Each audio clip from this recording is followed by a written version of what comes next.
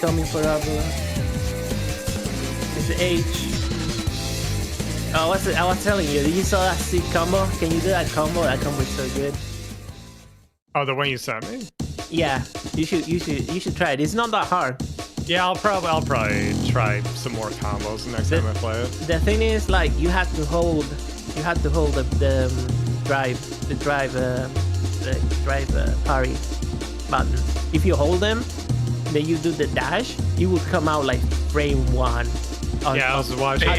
Sorry, I'm here. There he you're is. fired. I just was out and took me longer to get home than I thought it would. Oh, we thought you were taking a nap. Nope, I'm awake. Okay. Yep.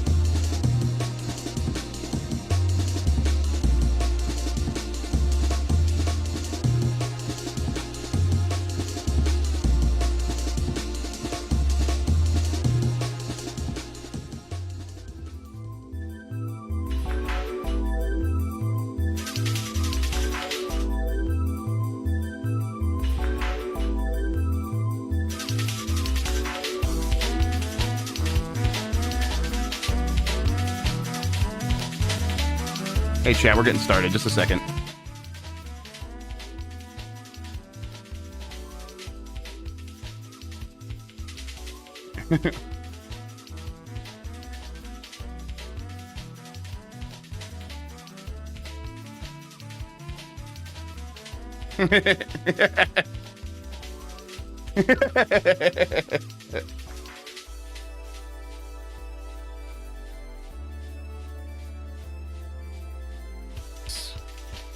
All right, and then I'm gonna fade here. Let's, you know what? Stop the music. Hello, everybody. We are getting started. Oh, they can hear us now. Honkai. I need to. What are you doing down there? Yeah, why are you so short? I gotta fix the camera. Hang on. Let me fix the desk first. What the hell? What are you Why doing was it down aimed there? up there? There we go. Oh, wait, do you have a hybrid standing desk? Yeah. Oh, okay. I was wondering why the different camera angle earlier today. Yeah, that's what it was.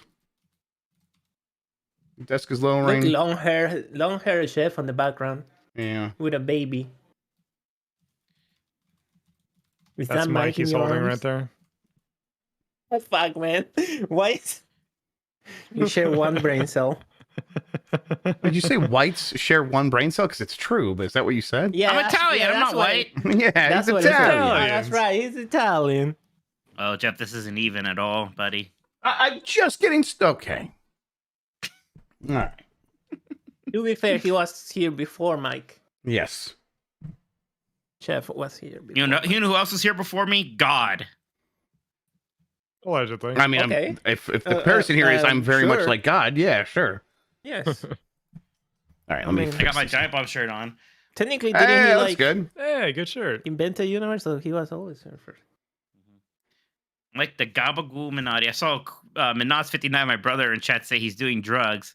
So that's, yeah, I have to kill my own mom now. Oh wow. But Robomich does, wherever he is. Oh, right. So I added Duck Made. That was great. Okay. At one time, my sister saw me smoking, like just regular cigarettes, and she was like 6.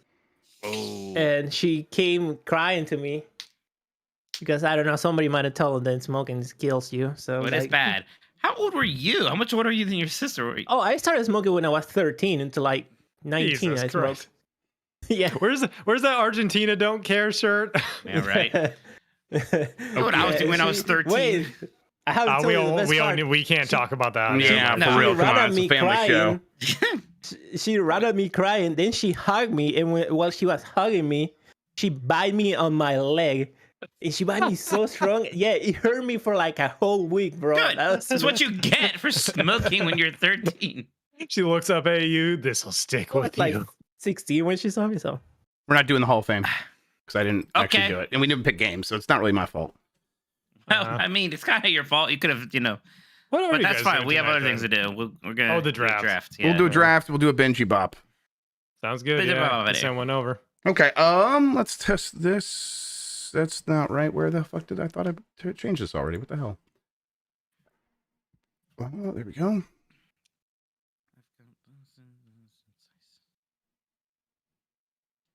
They don't hear that. You guys might hear it. You guys hear it? Sure do. yeah, we hear it. Yeah. All right. And then chat. Now you hear it. Okay. There's that. I'm gonna tweet real quick, and then we'll probably be good to go. Till I see evidence that the world is round, I'm not believing a damn thing. I love the soundboard.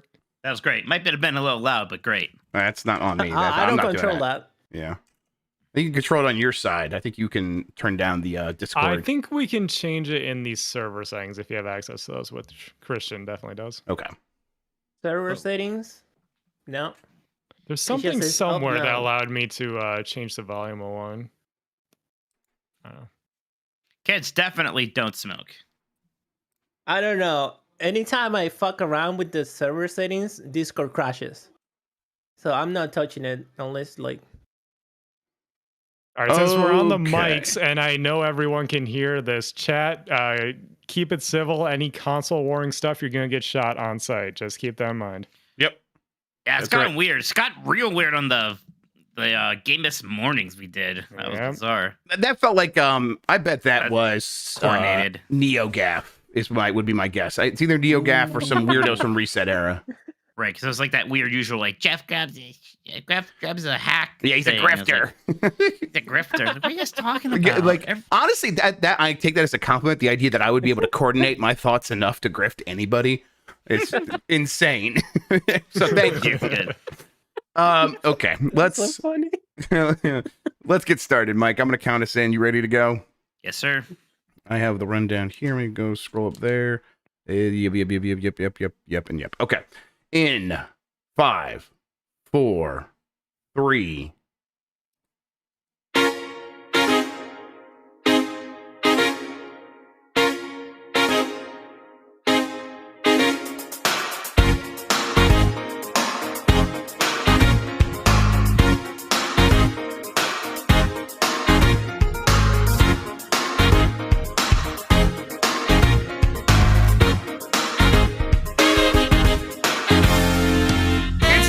You're busy. Let's do this. Welcome to the Game Mess Decides podcast. This is the podcast where we decide everything about the world of games so you never have to think for yourself. I'm your host, Jeff Grubb. With me is... It's me. Hi, I'm the problem. It's me, Mike Minotti. In today's episode, the CMA smacks down Microsoft, Nintendo has plans for Germany, and gaming is losing another major source of interesting coverage. A threat? I think so, yeah. It's all a threat now, Mike. But first, thank you for joining us. Mike, how are you doing? I'm great. I've been having a real fun week. We've been doing some fun stuff over at Giant Bomb. Yep. I just met some friends out. So got to hang out with them for a bit. Raced back here to do this. I've got my Diet Dr. Popper. I'm good to go. That sounds pretty good. Yeah, I've been having fun doing a series of great things over on Giant Bomb. I got real run down after that thing yesterday, after the Hyrule Hustle, and I needed like a nap big time. And I took a big nap, and I've been recovered since. Now I'm back up on the horse and ready for more podcasting. It was exhausting. It was super fun, but it was like when it was done, I was like, I'm exhausted from that. It was a good time though. I'm already thinking about other things we could like maybe do, like some kind of like Mario 64 or Mario Odyssey, like first to get so and so many stars or moons kind of thing. I think the idea would be let's throw in some Mario stuff in there for sure. And then if we do go to PAX West, maybe that should be our panel. Hyrule Hustle 3, Ganon Ball Run, and we do Tears of the Kingdom for the first time live. Or maybe Breath of the Wild is like the classic one we go to in a live setting because it's one we know so well, but we'll see. We'll see. You know, the new stuff's always the hotness. Exactly. Yeah, we'll see. But either way, it's a lot of fun to think about because it was a lot of fun to do. But yeah, I don't know. Anything else you got going on? Anything not gaming related you've been like spending your time on this week, Mike? Oh gosh, no. I think all I ever do anymore actually is play video games or hang out with friends and family. Those are the only two. I've really distilled what I like. Like I don't even watch TV anymore. Like there's like that whole Picard season 3, which is actually good now and is actually just the fan service season that I probably wanted. I haven't even seen that. So no, there's like two things that I like. I mean, the third one's Disney World, but that's a special treat. That's like the thing I do like once, a year or something like that. But yeah, it's basically those three things is all I really need. So no, nothing else going on. Yeah, I'm the same way. Like I watch TV when I'm doing something else, like working out now, and that's it. That's the only time. That's like podcast time for me usually. Yeah, I'll do podcasts. I do podcasts during chores and mowing the lawn and stuff like that. So I pay people to mow my lawn. Well, excuse me, Mr. Big Time. I'm a piece of shit. Well, hey, look, you're the one who helped me get that Giant Bomb money. It's going somewhere. All right, let's talk about what the hell we're gonna do here. You can get more from Mike and me by joining the Discord at GameMess.net.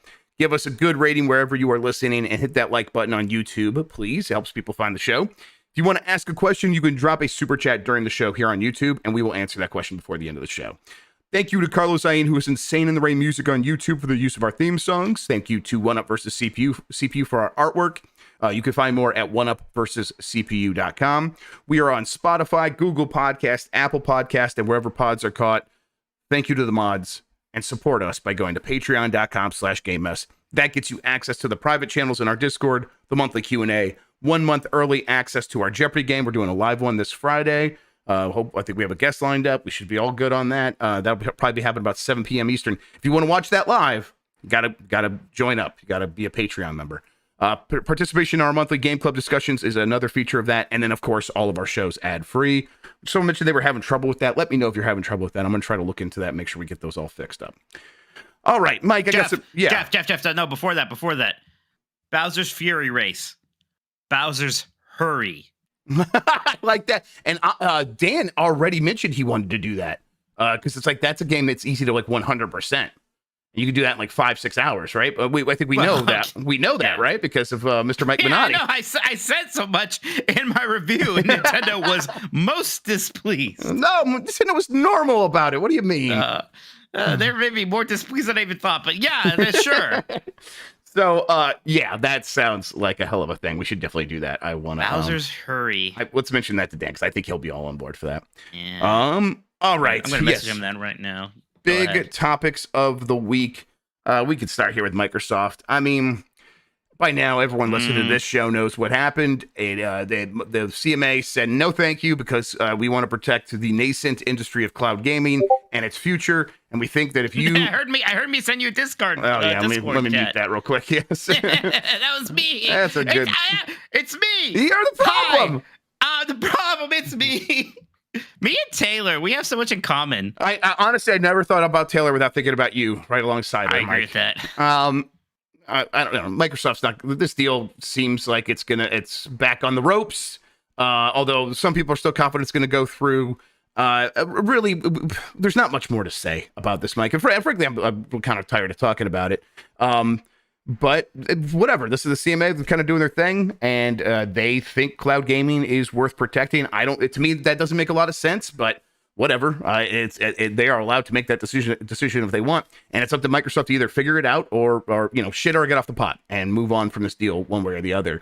As far as like what Microsoft is going to do next, they keep saying they're going to appeal, and the appeal process. I looked into this. It's not like super in favor of the people actually making the appeal. Usually that means you have to prove that the CMA behaved in a way that was inappropriate, essentially. And then if they do, the decision goes back to the CMA and back basically to the same people who already denied it. So I don't really know what the end around here is for Microsoft. Like, what is the actual goal here?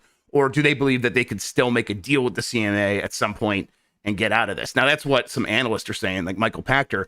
I don't know how reasonable that actually is, though, Mike. So we're sitting here. We don't know much about what's going to happen next. But to me, it definitely feels like it's back below that 50% threshold this is going to go through, where like last week it was 80%. Now it's back like, 25% chance this goes through. I don't know. How do you feel?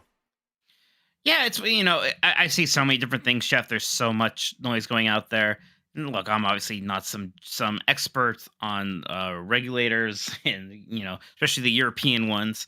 I'm hearing that it's hard to get this stuff repealed over at the CMA. It's uncommon if it ever happens. So we're in this weird spot.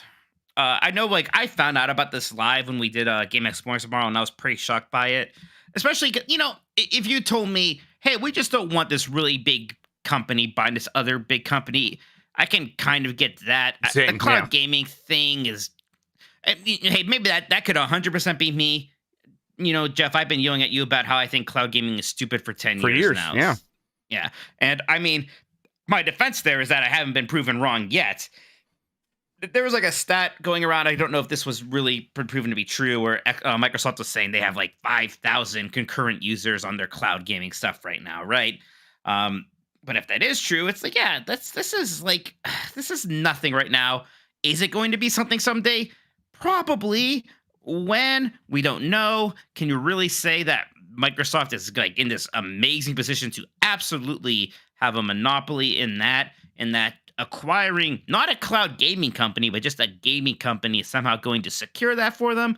It seems kind of flimsy to me. The CMA might know more about it than I do, sure.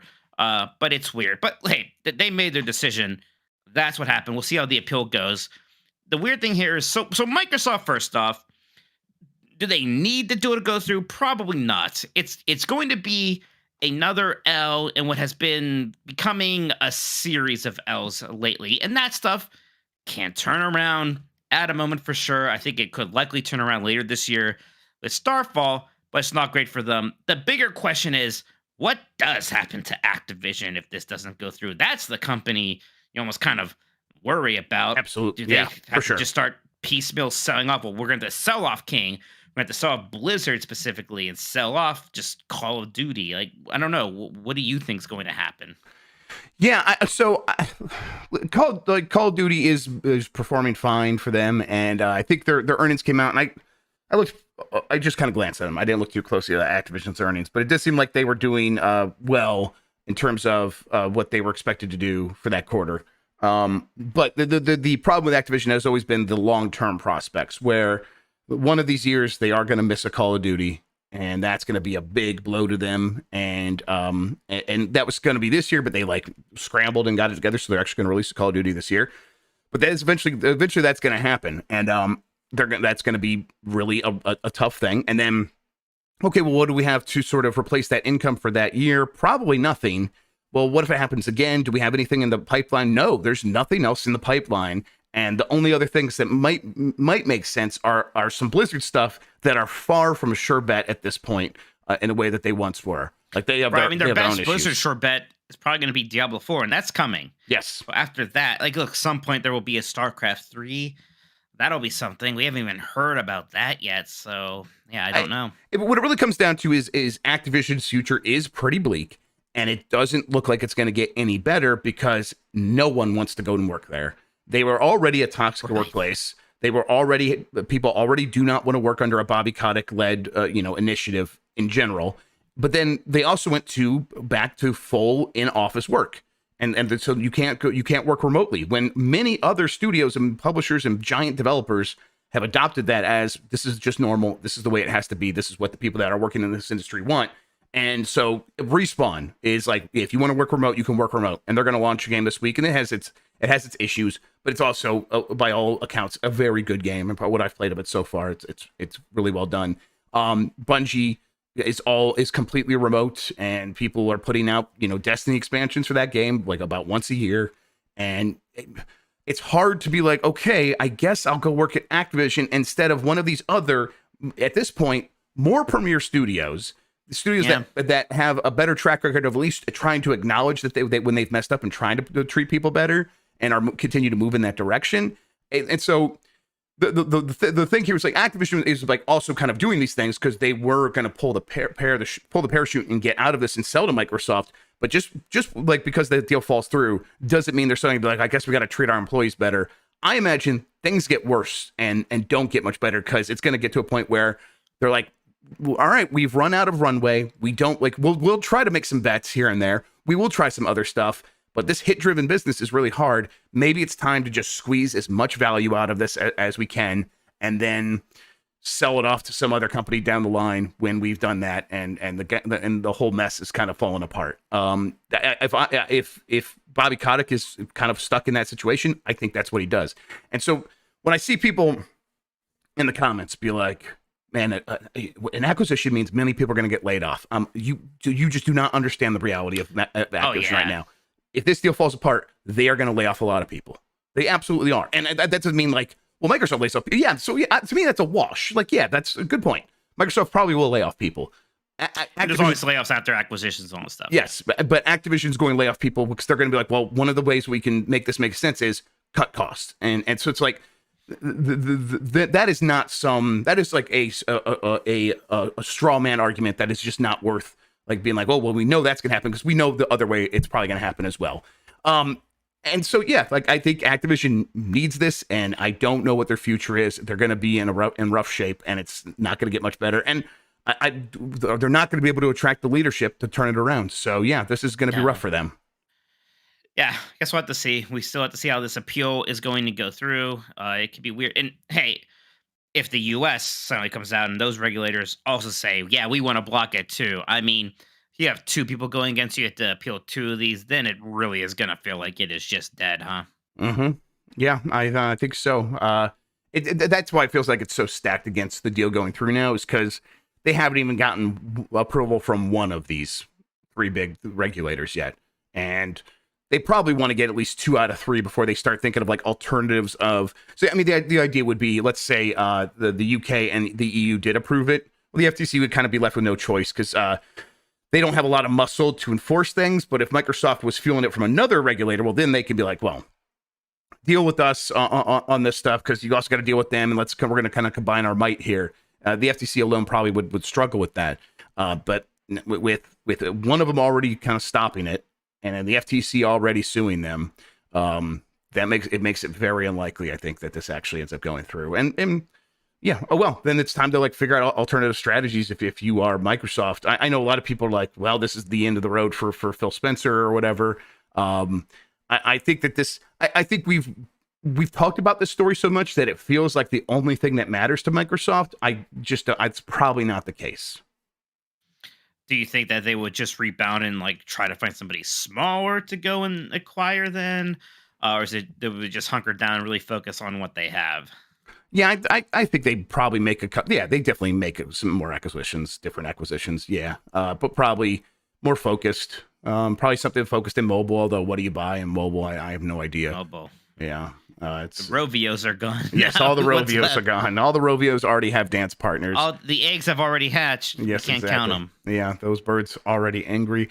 And yeah, they'll keep spending that money because that money just sitting there doesn't make a lot of sense. So, and game developers are still a pretty good investment for the most part, especially if you're a company like Microsoft.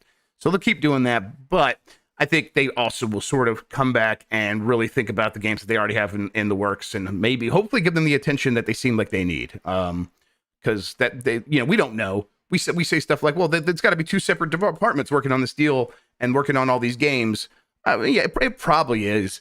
But at some point, like, there's got to be a little bit of a distraction if like you recognize that, hey, everyone's just worried about this deal, and we're over here working on this game, and no one's checked in or whatever.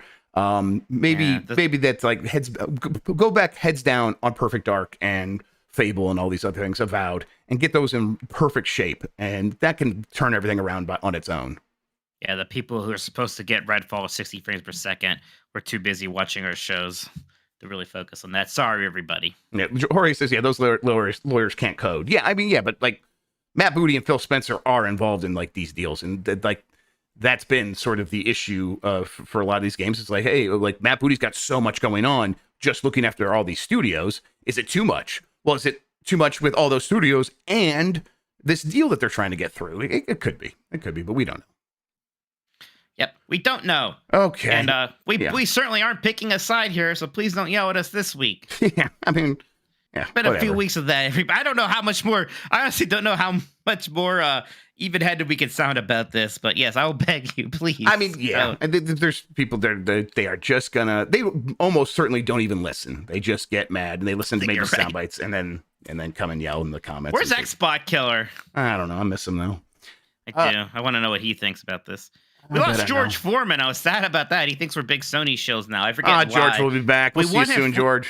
We won him over for a bit, but then we talked about something bad about Xbox. I think we talked. It was the Hi-Fi Rush. We lost him again. Yes. Sorry, George. Yeah, we'll get you back next time. Armored Core 6 is coming out August 25th. Did you see this trailer? I didn't actually see it. Like I said, I woke up in a panic and had to rush over, and then after that was just working, and then got these drinks. But I saw the release date. I saw you say that you were surprisingly getting Souls-like vibes. I mean, I don't want to oversell it. I just like Jeff Grubb says it is a Souls-like confirmed. That's what I said. Yep, exactly. It just when I look at it, it's like something about it still feels like there is some Souls-like DNA in there, more than I was expecting, but it's not an actual Souls game. But definitely a bit part of it's just like the way that they're presenting the boss fights. Look the way a Souls game presents boss fights. If there's one thing to carry over, I mean, come on. Right, exactly. So I think they will be informed by some of that stuff. It almost certainly is not going to play like one of those games. Actually, that's there's not going to be bonfires. No, but what a great August game, man. That's It's so funny. Very few times you say, man, that series really made it big on the 6th century. But through these weird circumstances, that's what Armored Core seems set up to do here. I mean, there's no chance this isn't the best-selling Armored Core, right? This is going to be the best-selling Armored Core by far. Oh, almost certainly. I mean, you almost like messed me up with your Game S Mornings poll of, is it going to sell more or less than 5 million copies? Because you want to be like, it's From Software. Of course you will. But then you're like, it's Armored Core. What is the best Armored Core ever sold? Like 1.2 million? I don't know. Yeah, man, probably. Even that would be surprising, yeah. That'd be surprising. But yeah, I mean, From Software is the actual brand here, not Armored Core. And that's going to be huge. Yeah, I can't wait. I think that trailer looked phenomenal. It looks really, again, it's the same thing as the CGI trailer. The art is just otherworldly perfect. It's so good. So yeah, I'm looking forward to it. Nintendo will be at Gamescom. We didn't talk about this on Less Nintendo Dogs. This happened after that, right? We talked about it somewhere, and then I mostly turned it into a joke. Yeah, Game Miss Mornings. They just, this is the thing where they might have new games to show because the other games that we do know about will be out by this point. 'Cause this is September. This is going to be in September, I think, or August. I think it might be August, but Pikmin 4 and Zelda will be out by now. And what's coming out from Nintendo after that? Well, the only game we know is coming is Metroid Prime 4, and we don't know when that's coming.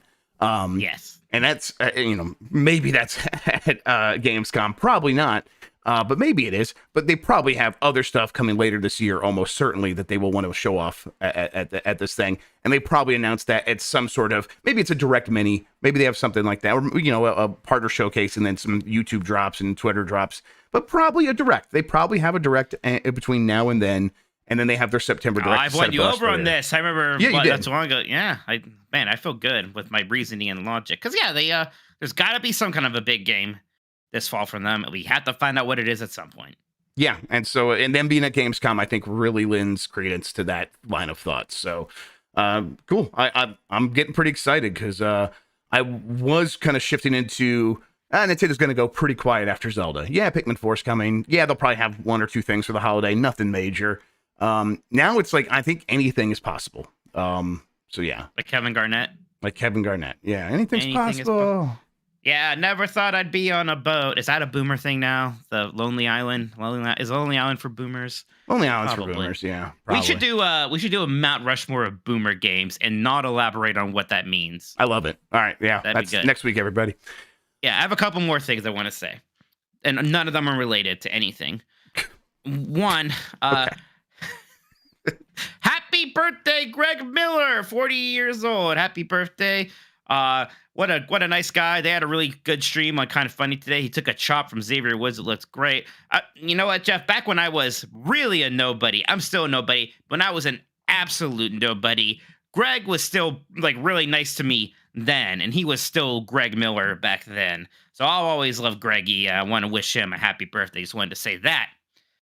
And then second off, what the hell was that song you played in the front of Last of the Nintendogs this week?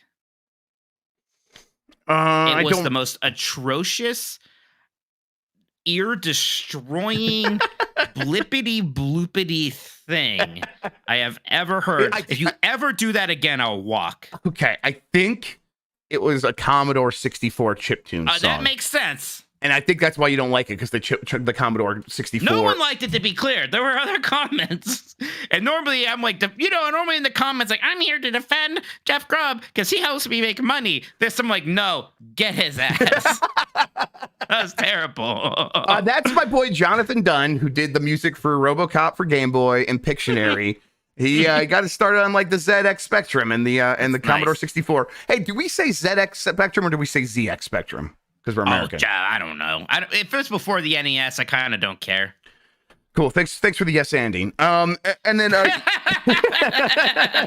you're welcome, buddy. Yeah, Jonathan Dunn's great. I understand what you mean, because that Commodore 64 chip it's rough. It actually is just rough. Also, not a Nintendo song for our Nintendo podcast. That's okay too. I was just okay. All right. You know what? It's Ocean Software, dude. There was a lot of Ocean Software stuff on there. It is in the spirit. Never mind. You're right. Fine. I understand. Commodore 64 is pretty rough to listen to. Yeah, I think I sent me one of those Commodore 64 minis, and I think I had zero fun with it. Man, I'm going to so come sorry. on blast against the Commodore 64. You want to talk about boomers, man? Yeah, it's okay. Yeah, you're gonna just end the Commodore 64's life, huh? This is it. This is you coming down on it hard. I am here to put you to a permanent end. Well, there you go, everybody. There's what you can get mad about this creep. week. Actually, only boomers will get mad at us about that. So, okay. I said two. Third unrelated thing. I've been thinking about this all day. I want to put the RoboCop outfit on. I want to walk into your house. Okay. Go up to your kids. Yeah, cool. Specifically Addie, the youngest one. Look at her and go, "Your move, Meep." I tell you, you do that. One of two things is going to happen. She's going to scream Meep louder than you've ever heard, or she's going to cry. Both good outcomes. Yeah, both great outcomes. Both really fun. Oh, I can't believe you made a child cry. Kids cry all the time. Yeah, that's like half of what they do. Yeah, crying is like their main occupation in life. People would think I'm a monster because my kid will just like scream and cry, and I'm no selling it so hard. Of course, who cares anymore after a while? Well, it's like not good to acknowledge it, because then they're like, well, I get what I want, and so I'm like, no, fuck this. All right, Jeff, I'm tired of you taking the show off the rails. Can you please get to another news topic? I'm actually not sure how to do this transition that you've put me into, Mike. Well, did somebody die? What is it? Yeah, basically, Waypoint's shutting down over at Vice. Oh, yeah. Wow, you should feel pretty bad, Mike. Well, I didn't shut them down. I love Waypoint. I've always loved Waypoint. I love their podcast. I love everybody over there. They've also always been very nice to me. And they were doing great work. They've been doing cool stuff with the subscription service. You feel like, oh man, that makes it like more viable. And then you realize, I'll tell you one thing I've learned is corporations do not care about that direct subscription stuff. What corporations care about are sponsorships. They want those big money drops all at one time. And so it's like, if the Waypoint was just too cool to live, apparently. I think gaming will be worse without Waypoint. They always brought cool perspectives, cool criticism. They had great conversations. I hope everyone over there has a way to continue voicing to bring in their voices to gaming one way or another. But I saw Patrick was like, listen, if people want me on as an editor, I'm open to it. But if a developer wants me, I'm also open to that. It's like, yeah, man, he's been doing this for 20 years. Yeah. It's at a certain point you gotta look like, where is there to grow to? I know he still looks like he's 25, but man. Yep. I mean, he started when he was a kid, literally a kid. He was like 14 or 15 and had his dad take him to E3. Still, like, he's been doing it for a long time. It's nuts because like I have been like aware of Patrick's career since he started out as a kid, basically. Yeah, Yep. and he's always done great stuff, and Austin, a bunch of them were doing great stuff at Waypoint. The whole thing is it's a major bummer, and as somebody who's in games media, just seeing places like this drop like dominoes, it's concerning. It's kind of depressing.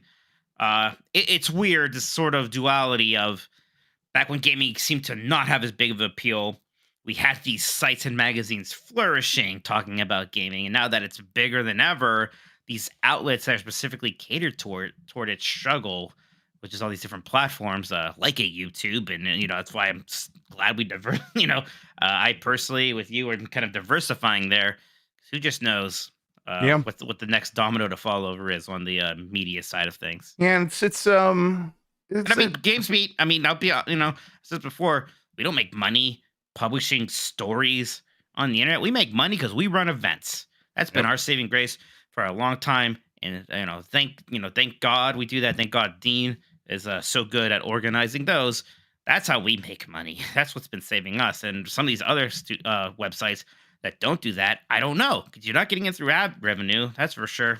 Yep, and that's where it's like I want to like keep looking at ways to like bring that sort of thinking to Giant Bomb and stuff, where it's like, hey, what can we do live that like gets us in front of people, can get sponsorships and stuff. But yeah, it's tough to pull off. It's a tough thing to make sense. But yeah, it's also just the gaming. People are weird these days. People are very strange these days. People are very strange these days.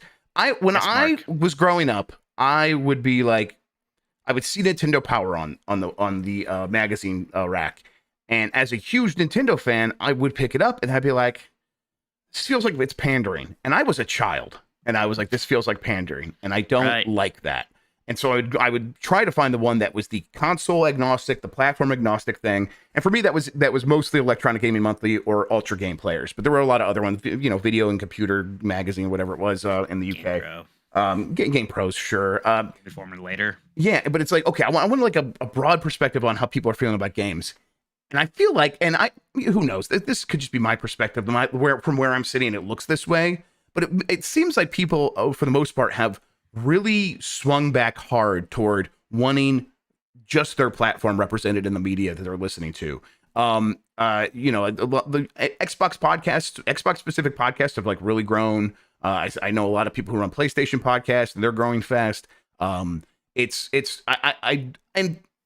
like that kind of stuff. I mean, we do a Nintendo podcast, but even on that podcast, we end up talking. Shit. Yeah, it's garbage. Don't listen to it. But it's like that's like the one I can maybe make sense. And even then, it's like we're kind of still just talking about the stuff we want to talk about and the way we want to talk about it. But it's just kind of strange to see that shift away. And IGN was like a perfect example. They started off N64.com is where I first started following IGN, man. And then they're like, okay, well, we're going to be IGN64.com because we don't want Nintendo to fucking come and kill us. And then they dropped the 64 and IGN, and then IGN became this thing. It was like, we're covering everything. And yeah, we have those guys that are associated with covering Nintendo and those guys that are associated with covering Xbox and PlayStation. But, it's all IGN. And then even IGN is like the Podcast Beyond and the Xbox podcast, that sort of became the bigger things at IGN. It's like, and that's that arc, I think it's just happening everywhere. And so a generalized coverage of video games feels like it's not in as much demand anymore. So I know we definitely feel that over at Giant Bomb. It's like when I go to cover in a quick look a video game, what value is this bringing? And do people want this? And it's like, yeah, I want to keep doing it. I want to be a place where you can come here and get a good idea of what's going on in video games. Although that's becoming more difficult than ever because there's so many video games. But in general, it's like maybe we should just be doing fun stuff with video games. And that's where you see our content leaning over there is, yeah, let's bring Mike on. Let's do another Hyrule Hustle. And that could be like how we're engaging with Zelda as Tears of the Kingdom is coming on. And it's like trying to make that stuff make sense. And there's no great answer here. So I think for a site like Waypoint that was so focused on excellent criticism, to like bring criticism to people who want mostly cheerleading for their platform, that's a rough business, and I find it a bit depressing, Mike, honestly. No, I mean, you're right, and, I've been kind of joking about it, but it has been really weird these last couple of weeks, Jeff. There's one show where we just said things about Hi-Fi Rush that, to be clear, true, maybe not phrased the best way, and then people lost their minds. then like, then we're just talking about the Xbox deal and how we're kind of surprised by the reasoning of it, and like this other wave comes and people are coming and crapping on that. I don't want to seem like thin-skinned or something like that, but it's bizarre to me that it seems like stuff like fanboying is somehow worse than ever. And maybe that's only my perspective because like we are like now, these bigger personalities and we're now targets of it. I'm sure it's always been there. It is just baffling it does that feel worse, it is still there. Yeah. It feels worse. And maybe that, again, just is this unique perspective that I have, especially at a time where, again, these consoles are so similar now, especially Xbox and PlayStation. The only difference really is the exclusives, and you know what you like and what you don't like. It's weird how much people have to get furious about these kind of things in 2023.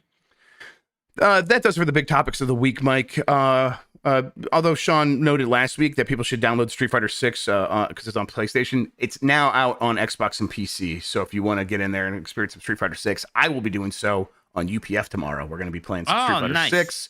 We're going to have a few other games as well, but that's one of the things we're going to be doing on there. So looking forward to that. Mike, we're going to take a quick break. We'll come back and we're going to do a bop quiz, and we are going to do a draft for the PlayStation 4 Got a bunch of super chats to talk about too. Thank you, everybody. We'll do the super chats first. All right, we'll be right back. Go pot tag. All right, let's get this sheet ready for that. Actually, you know what? We should get that ready too. Let me turn down. No, I can't. Oh yeah, I can do it right here. Light is a bit too bright. There we go. Yeah. Okay. It's Phil's sitting in super chats. Phil's calling into the voicemail dump truck. Oh, I was muted like a dumbass. He's everywhere. Yeah, he's everywhere. What is Mike yelling about? Phil does love us. That's true. I love you, Phil. Oh yeah. Oh, I thought I was talking Phil's a about homie. Mon Mothma again. We hang out with Phil all the time. That's right. Phil, I'm not mad at you. I just was having Jim over for one night. Come on. One night stand, Fall Out Boy. Wow. You should try to beat the CPU on level 8 on Street Fighter. Oh yeah, I'd love to tomorrow. see Jeff try that. That'd be great. Wait, what is it now? The Street Fighter 6 level 8 CPU is just kicking everyone's ass. It's hilarious. Well, that's going to destroy me then, of course. No, Exactly. Jeff's got a It's real good good content. chance. Jeff's gonna do great. Okay. I've been playing that so much. It's crazy. That demo. I'm real hip. I've been playing a lot of Street Fighter 5. Oh yeah. Oh, Street You're a Fighter real 5 is hero, pretty Mike. good, too. Thank you. Someone's got to do it. Someone has to do it. God knows I didn't. Okay, let's just come back to the super. Actually, you know what, Mike? Let's come back. I someone mentioned, hey, no Tears of the Kingdom talk. We should probably just like mention those previews and stuff real quick and see if the. Sure, let's do it real quick. Oh, real you quick. did that preview. I haven't watched it yet. I mean, I watch just it after I this. didn't get to play it, and I don't know. I feel like if you want more stuff on that, like you can watch our stuff in Giant Bomb. But I guess people are interested, and I kind of do want to talk about it, so we'll do that. Okay. Welcome back. Real quick, Mike. Tears of the Kingdom had a bunch of previews this week. Also, Yeah. I think became public that review codes are starting to get out there. So everyone's like, be careful. really? It's going to, people got that. I mean, yeah, how would Well, we not know? me. Not us. Yeah. Not me. Listen, I still know how many cat shines are in Mario, and that's worth more to me than playing Tears of the Kingdom early, Mike. So You're thank you welcome. for your duty. What have you caught up with any of these previews? Did you watch a lot of the coverage, or because I kind of know last time we talked about this, you're like, I'm good. I'm just ready to play this thing. Yeah, I mean, I watched the Giant Bomb thing with you, Dan, and Bacalar talking about it, and I'm like, yeah, this seems great. I'm sold. I'm ready to go, and that's basically kind of what I assumed I would be. I think it's great that people did get a chance to play it, and everybody seems to be pretty positive on it. Even still, when you look at it, I can almost understand some people like, boy, that sure is just kind of looking like Breath of the Wild. But pretty much everyone who plays it seems really happy with it. And after playing Breath of the Wild again, but for preparing for the Hyrule Hustle and then doing that, like I am just 100% on board with more of that. And it seems like we are getting more than just more of that. Yeah. I'm trying to think of like some of the big key points that came out of some of these previews. A handful of people mentioned that the controls are cumbersome, and how much do you want to laugh at them for being old men who can't change? How are the controls? Are they the controls from before? I saw that there was a radial menu now for picking powers. That's new. I think it's when it comes down to like building things with Ultra Hand seems to be the big trouble. I mean, it was a little weird playing Breath of the Wild. It's like, oh yeah, the X button on the top of the diamond there is the jump button. That's a little weird, but you know me, Jeff. I'm a chameleon. That's how it was in adapt to Skyrim. these So things. I was always used to that. Like that Skyrim jump. Jumping not very important in Skyrim, to be fair. Yeah, but I would jump constantly in Skyrim. That's you're special. Thank you very much for saying so. Want to hear some super chats? Yeah, let's do it. Hey, we got a couple new members on YouTube, by the way. I wanted to give a shout out to Jimmy Toledo. That's an Ohio joint. And Hargeet Chani, thank you so much. Also, Diogo RP has been a Hamilton subscriber for quite a while now, so thank you so much.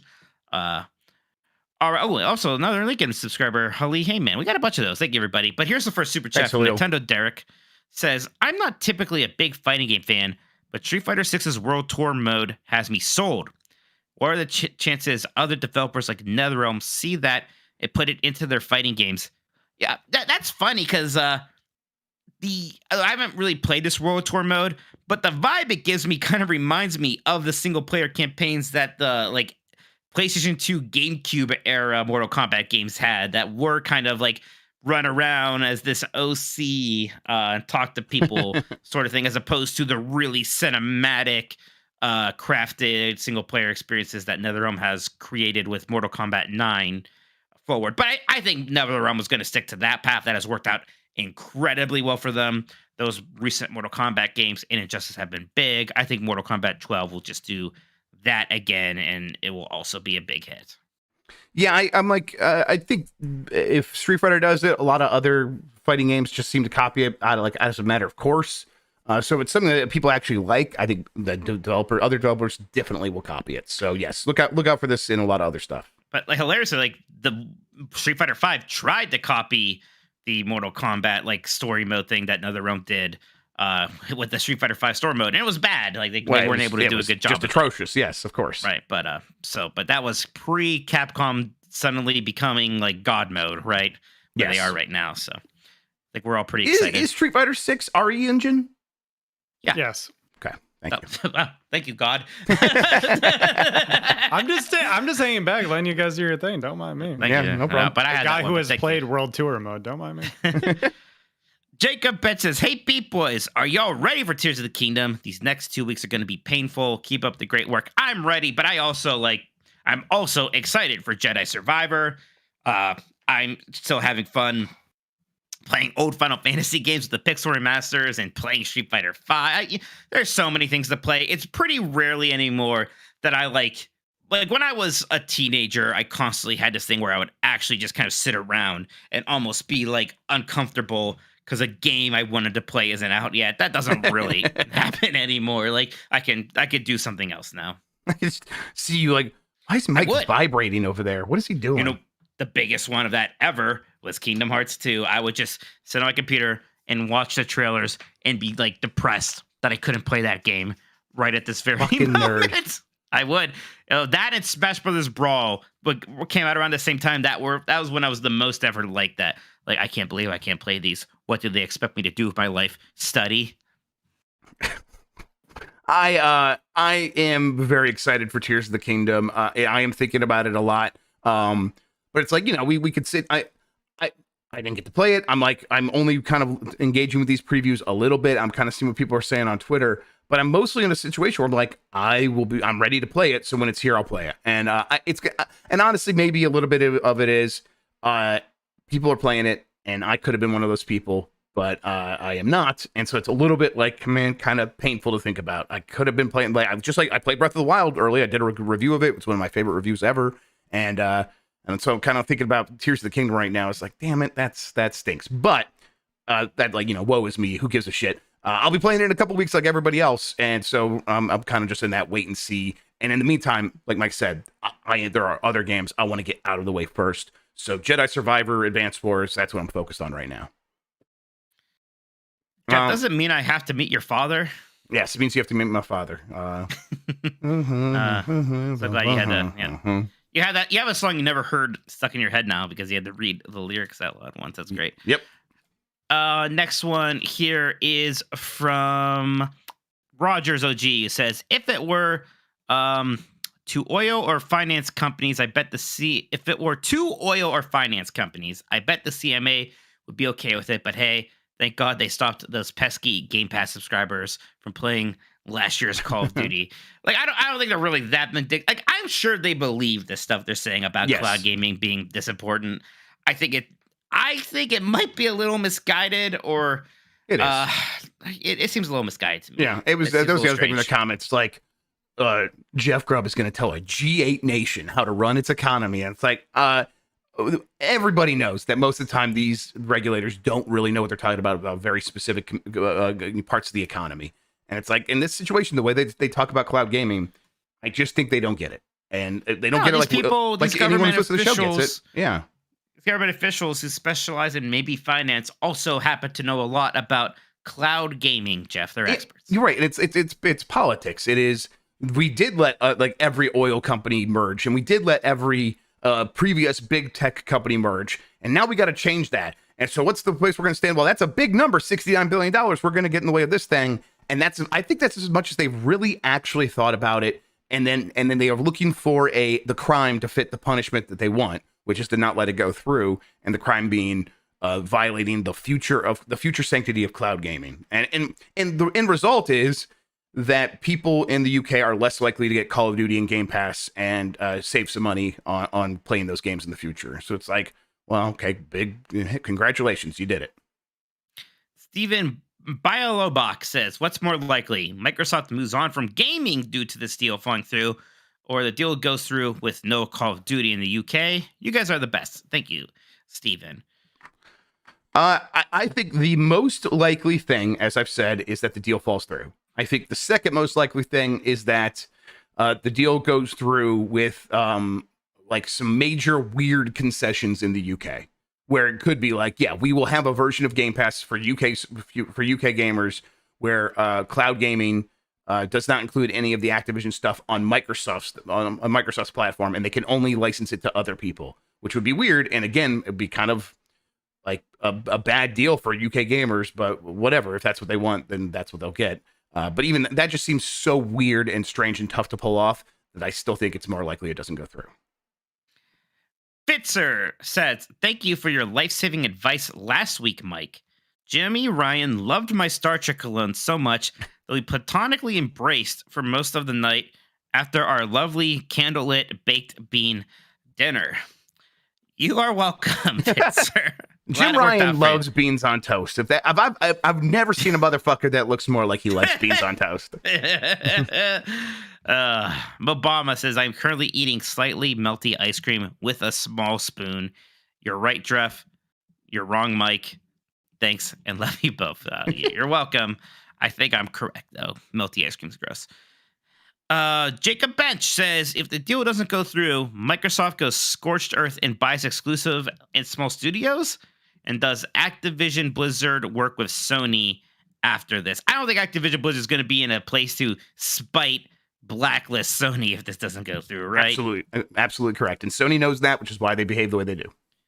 Right. But do you think Microsoft is going to buy more exclusives and small studios if they don't get Activision Blizzard King?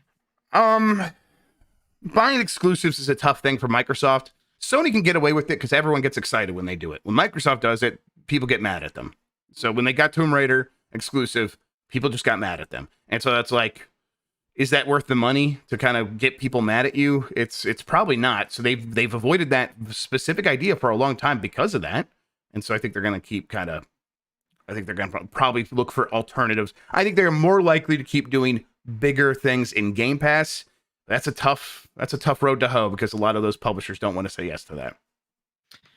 Burrito, Mike, Robo Micho Man, the cream always rises to the top. Savage Minotti, and Jeff, Grubb. Yeah. That's all he said. Thank you very much. JD Camp says, you're still a nobody in my heart. Thank you. That was me. Talk about Greg Miller. Appreciate it. Al Grug says, make Jeff play a Commodore 64 game on Blight Club. I mean, that would just be all of them, and who would really enjoy that? I'll turn up the music really loud just for you, Mike. That'd be fantastic. Phil Spencer says, "Watch your words by how you talk about the Xbox." Look, Phil, we gotta call him like we see him here. I'm sorry. Yeah, sorry, Phil. I know you understand. Darachi says, "Thanks for keeping me company while I disassemble IKEA furniture for my move next week. Moving sucks. Why do I have all this crap? Moving does suck." Jeff, it was like sucks. It was the worst when everyone in my family, my two brothers and I were like similar ages, and it was that age where people were moving a lot because they're going from in college, out of college, their first little like apartment to their little home to their bigger home, and every time help them move. And I was just over it. I'm not helping anyone move again. I'll give you the money for the movers. I can't do. There's my brothers in there right now. It was terrible. I got so tired of moving people. I like this house. I hope this house will do me. I hope I just die in this house. I don't want to ever move. It's the worst. Yep, I don't ever want to move again. I hate it. Yeah, and Jirachi, I mean, you're going to disassemble, you're going to do a ton of work to get stuff ready, and then you probably still won't even have enough space for everything, for like the trucks. Just start throwing stuff out now. I mean, honestly, and reassembling IKEA furniture is such a pain too, so don't get precious about anything. That's so true. I mean, I got to do just a clean sweep of just getting rid of some stuff, just throwing away some of this garbage. Especially, I'm definitely at this place now where I'm like, why do I have a PlayStation 4 box still? Who cares? Oh yeah, yes, I did get over I used that. to be that guy. I love looking at boxes because it's like, oh, the promise of that thing. It's like so much more exciting a lot of times than the actual thing. But yeah, I've started throwing out all those boxes. Okay, Angel Palma says, and two separate super chats here, have you heard any update from your sources regarding PlayStation buying Square? Will it happen? I mean, no. That was always like they were having that conversation at that time, and then Square was sort of positioning itself to be acquired. And I was not the only one hearing that. There was multiple people hearing that at the same time. So it's like, oh, that's something might be there.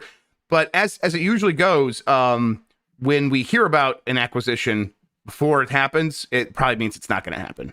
Because people have already sort of been like, yeah, we'll talk about this because it's already fizzled out. Otherwise, it would be a potential SEC violation, and we don't want to do that. So I haven't heard anything new. I think it's more unlikely now than before, but it's still not impossible.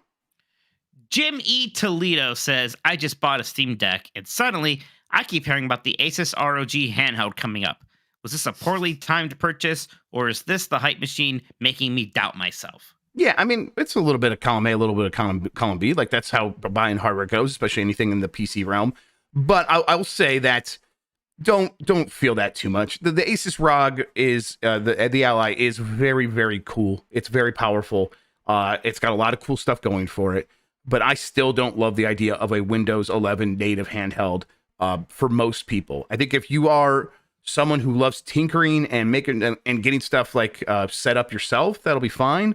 But the way that Valve has turned the Steam Deck into a mostly consoleized experience where if it has that check mark, you're going to be able to just turn it on. It's just going to go. And then if you go through the community, they'll get all the emulation stuff set up for you, and they'll use all the buttons in the correct way and have all the buttons set up. That stuff is like we're not overselling that by saying that stuff actually it rules and it makes the experience so much better. And so yeah, I think the Steam Deck is completely fine, and most games, even modern games, run really well on the Steam Deck. You're going to be totally fine. The Uncharted Wolf says, how about the Jedi Survivor Metacritic score, Mike? I don't know if you saw this, Jeff. It's coming at I think an 86. I guessed an 88. You guessed an 87. So on our quarterly Metacritic game, at least right now, this stuff changes sometimes. You have the point on that one. That game in particular feels like one that could jump up 2 points between now and the end of the quarter. It could jump up 1 point, also give you like 2 points. So yeah, it could. But I mean, it's like if anything was going to like skip past me, it's going to be this one, because I think as the patches come in and later reviews come in, I think they will mostly be higher. We both sure we're close on that one again, though. So yeah, hey, we usually know what we're talking about. Usually. Shigeru Miyamoto says, wait, why is this guy's name Tokoto? Don't worry about that, Mr. Miyamoto. Alright says, do you think the CMA BS is affecting hiring at Blizzard and others?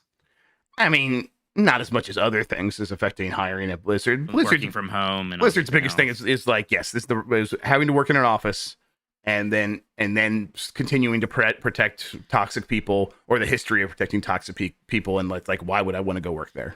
It's so interesting seeing like what was once one of their biggest strengths, which was this Everyone wants to giant work there.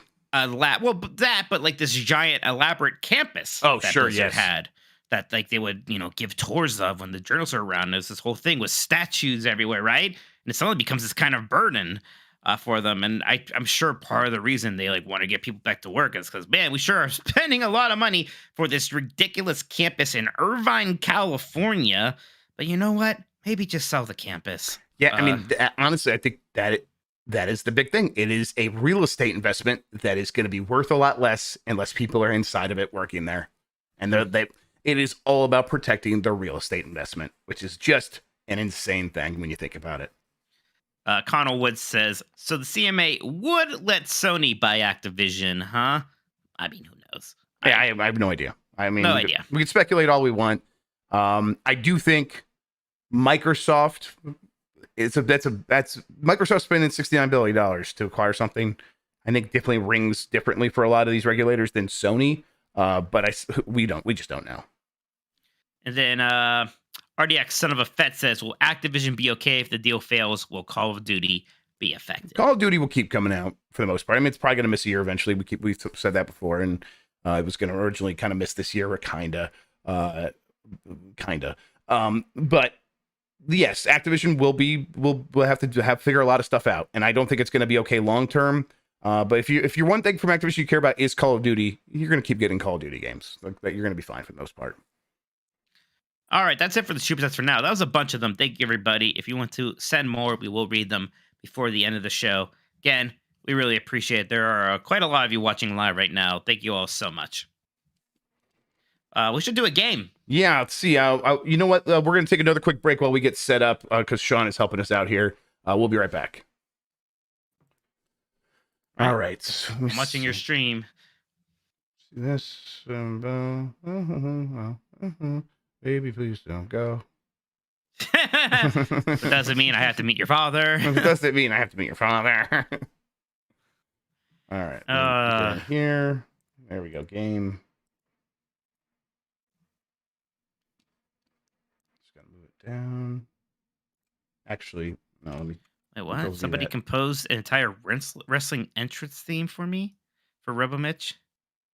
What the hell? You mean like in 2K or like an original song? No, I think they made a song with voice clips of me. Nice. Oh my god. That's dedication right there. I am not. I still am like, I still get so tickled with all this stuff. It's so no, weird. it's fun. It's cool. It's so fun. Here, I'm going to share this link to you guys. What the hell? That's incredible. Yeah, make sure Dan sees this.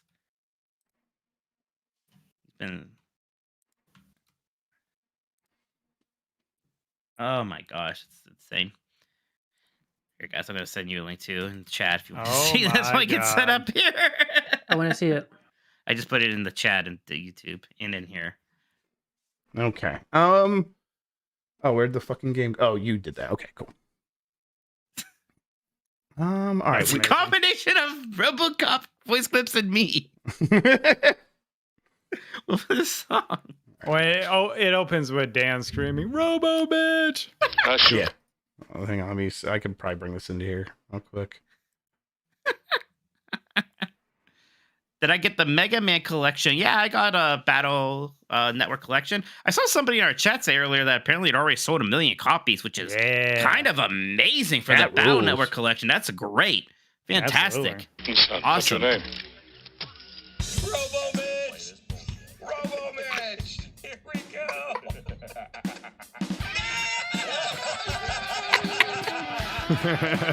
This is what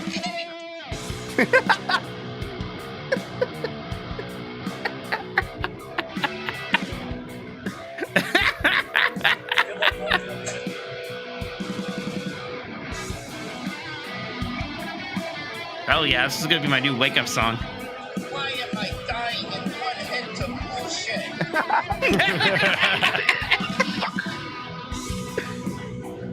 Sounds like an AVGN supercut. Yeah. Right? Come quietly or there will be trouble. Fuck you. Your move, creep. Put down your weapon. You have 20 seconds to comply.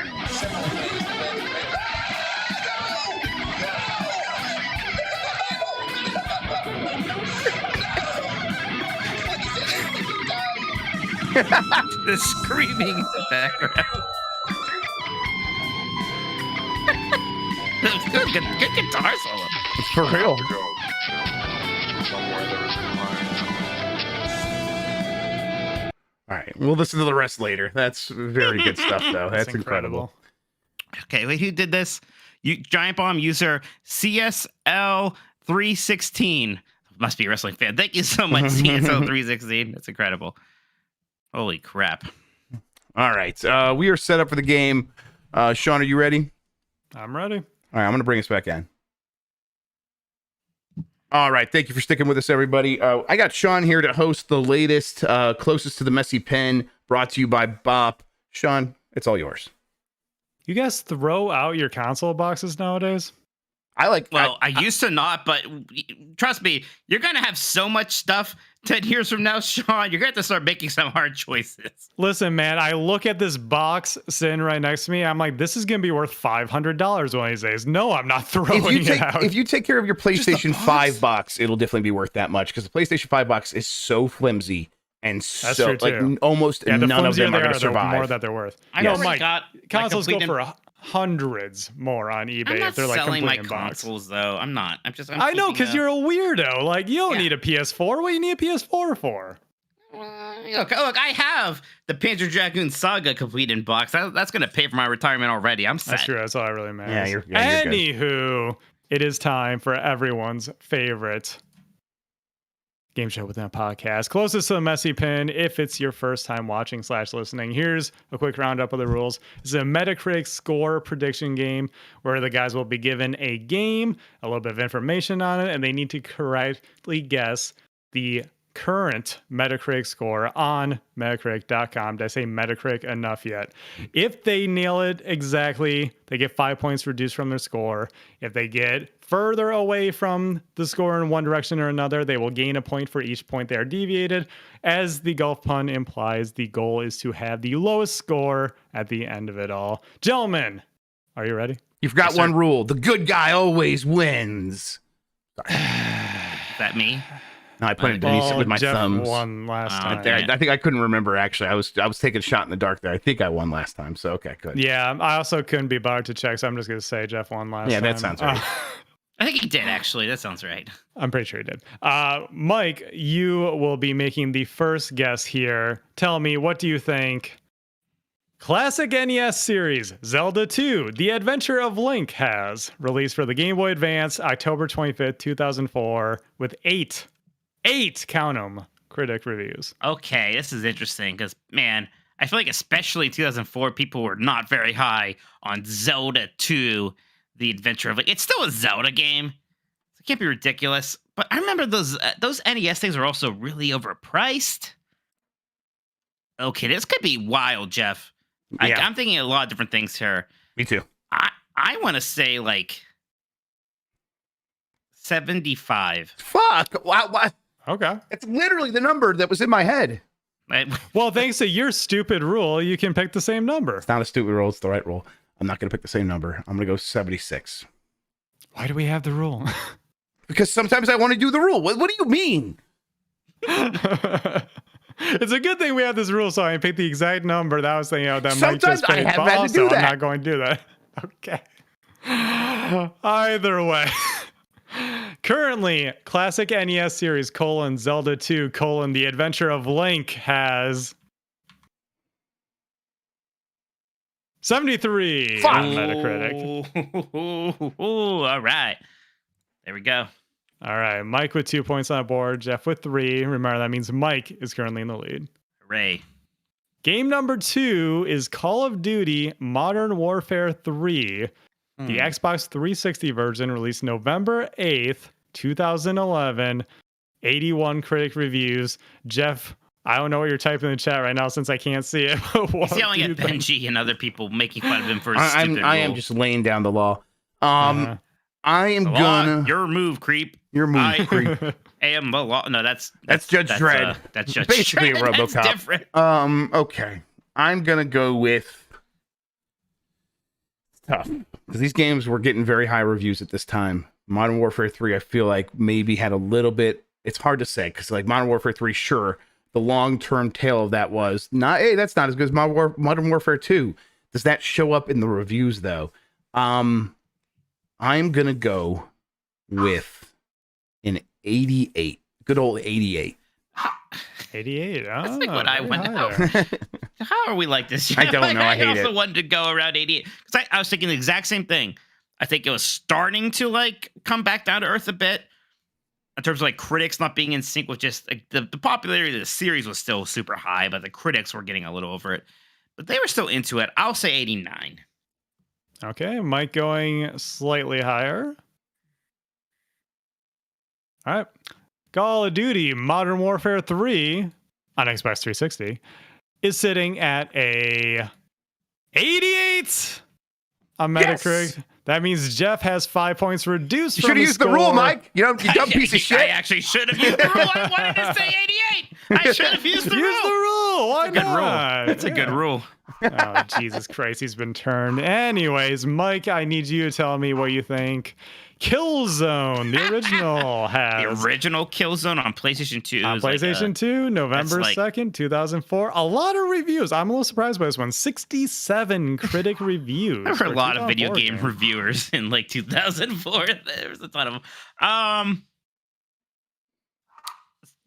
Penny, shut up. No, it's lower than that, Penny. No help from the dog. Penny. I want to say 72. 72. All right.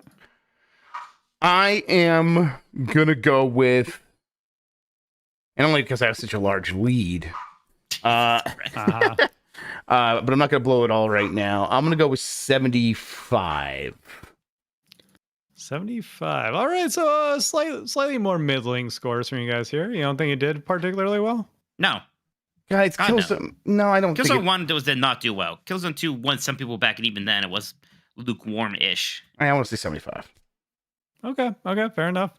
Well, the original Killzone got a 70 cumulatively. Jesus. It was even lower than you thought. Which means that Mike currently sits with 5 points on the board, Jeff with 3. The gap is closing a little bit there. You know, I won 2 of these to his 1. That's how I'm keeping score, actually. Oh my God, that doesn't sound right. Well, I think the actual official score is going to be 5-3 until it changes. Game number 4 is Cave Story, the Wii release. March 22nd, 2010. I didn't realize it was that late, 2010. Based on 25 critic reviews, Jeff, is your turn to pick first. I'm gonna go with 89. 89, all right. This was one of like the first, like, oh my gosh, they made a game like Super Metroid. People loved it. I love Cave Story. I've never played it. People did love it. A little too much. I think Cave Story is a bit overrated. Yeah, you should tell people how much they should love things, Mike. That's a good idea. Yeah, they like it's always like how I like it.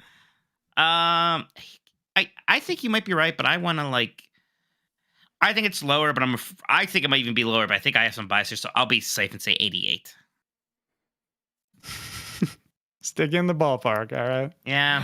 I wanted to say 85. Maybe I should have, but I'm going to say 88, actually. Well, fan favorite Cave Story, which, by the way, basically invented the modern indie game, not Braid, Michael, is sitting at a 89 on Metacritic. Attaboy, yes! Jeff. Another 5 reduced from your score. Let's 2 tonight. Go! Cheater. That's just like last time. I think last time you got 2 as well and ran the nose. Very good. Yeah, I'm very good at this. Yeah. Game number 5. Last one here. Cave Story is overrated.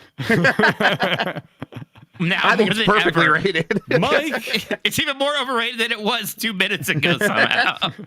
Star Wars Battlefront 2. This is the classic game, but here's the twist. Released for the PlayStation Portable October 31st, 2005. A very nice Halloween game. In my there. brain, every 22 PSP great game movies. has the same exact score. I'm sorry, Sean. I thought you were They're done. all 79. Yeah, basically. Yes, exactly. This is weird because as much as people like talked about these games later, they weren't reviewed amazingly well. I think they were all like low 80s. And then I feel like the PSP version's got to be a bit less than that because it's on the PSP. I'll say 78. Still a good score. I'm gonna say it's gonna score better because it's on the PSP. Because I think people are gonna be more impressed and they're gonna be like, I can have it on the go, and this makes it make more sense. And then the people who are reviewing it are gonna be people who are grateful that PSP is getting anything. So I'm gonna go with 80. 80, okay. Well, now scores are locked in. I can say people on the fan side of things were definitely disappointed by this version of the game because who would have thought this game kind of sucks without a second analog stick sometimes. Makes it a little bit awkward sometimes. I'm curious how much that affected the reviews, though. Well, the score that Star Wars Battlefront 2 PSP port currently has on Metacritic.com is... Come on. 69. Yeah, wow. Nice. I should have gone way lower. I could have made up some room here. I had the right idea. I just didn't really reflect my reasoning and my score enough. Sweet Christ. Mike gains 9 points. Jeff gains 11. So, yeah, clearly they definitely thought it was single digits. That's always my goal. Final score. Unlike some people.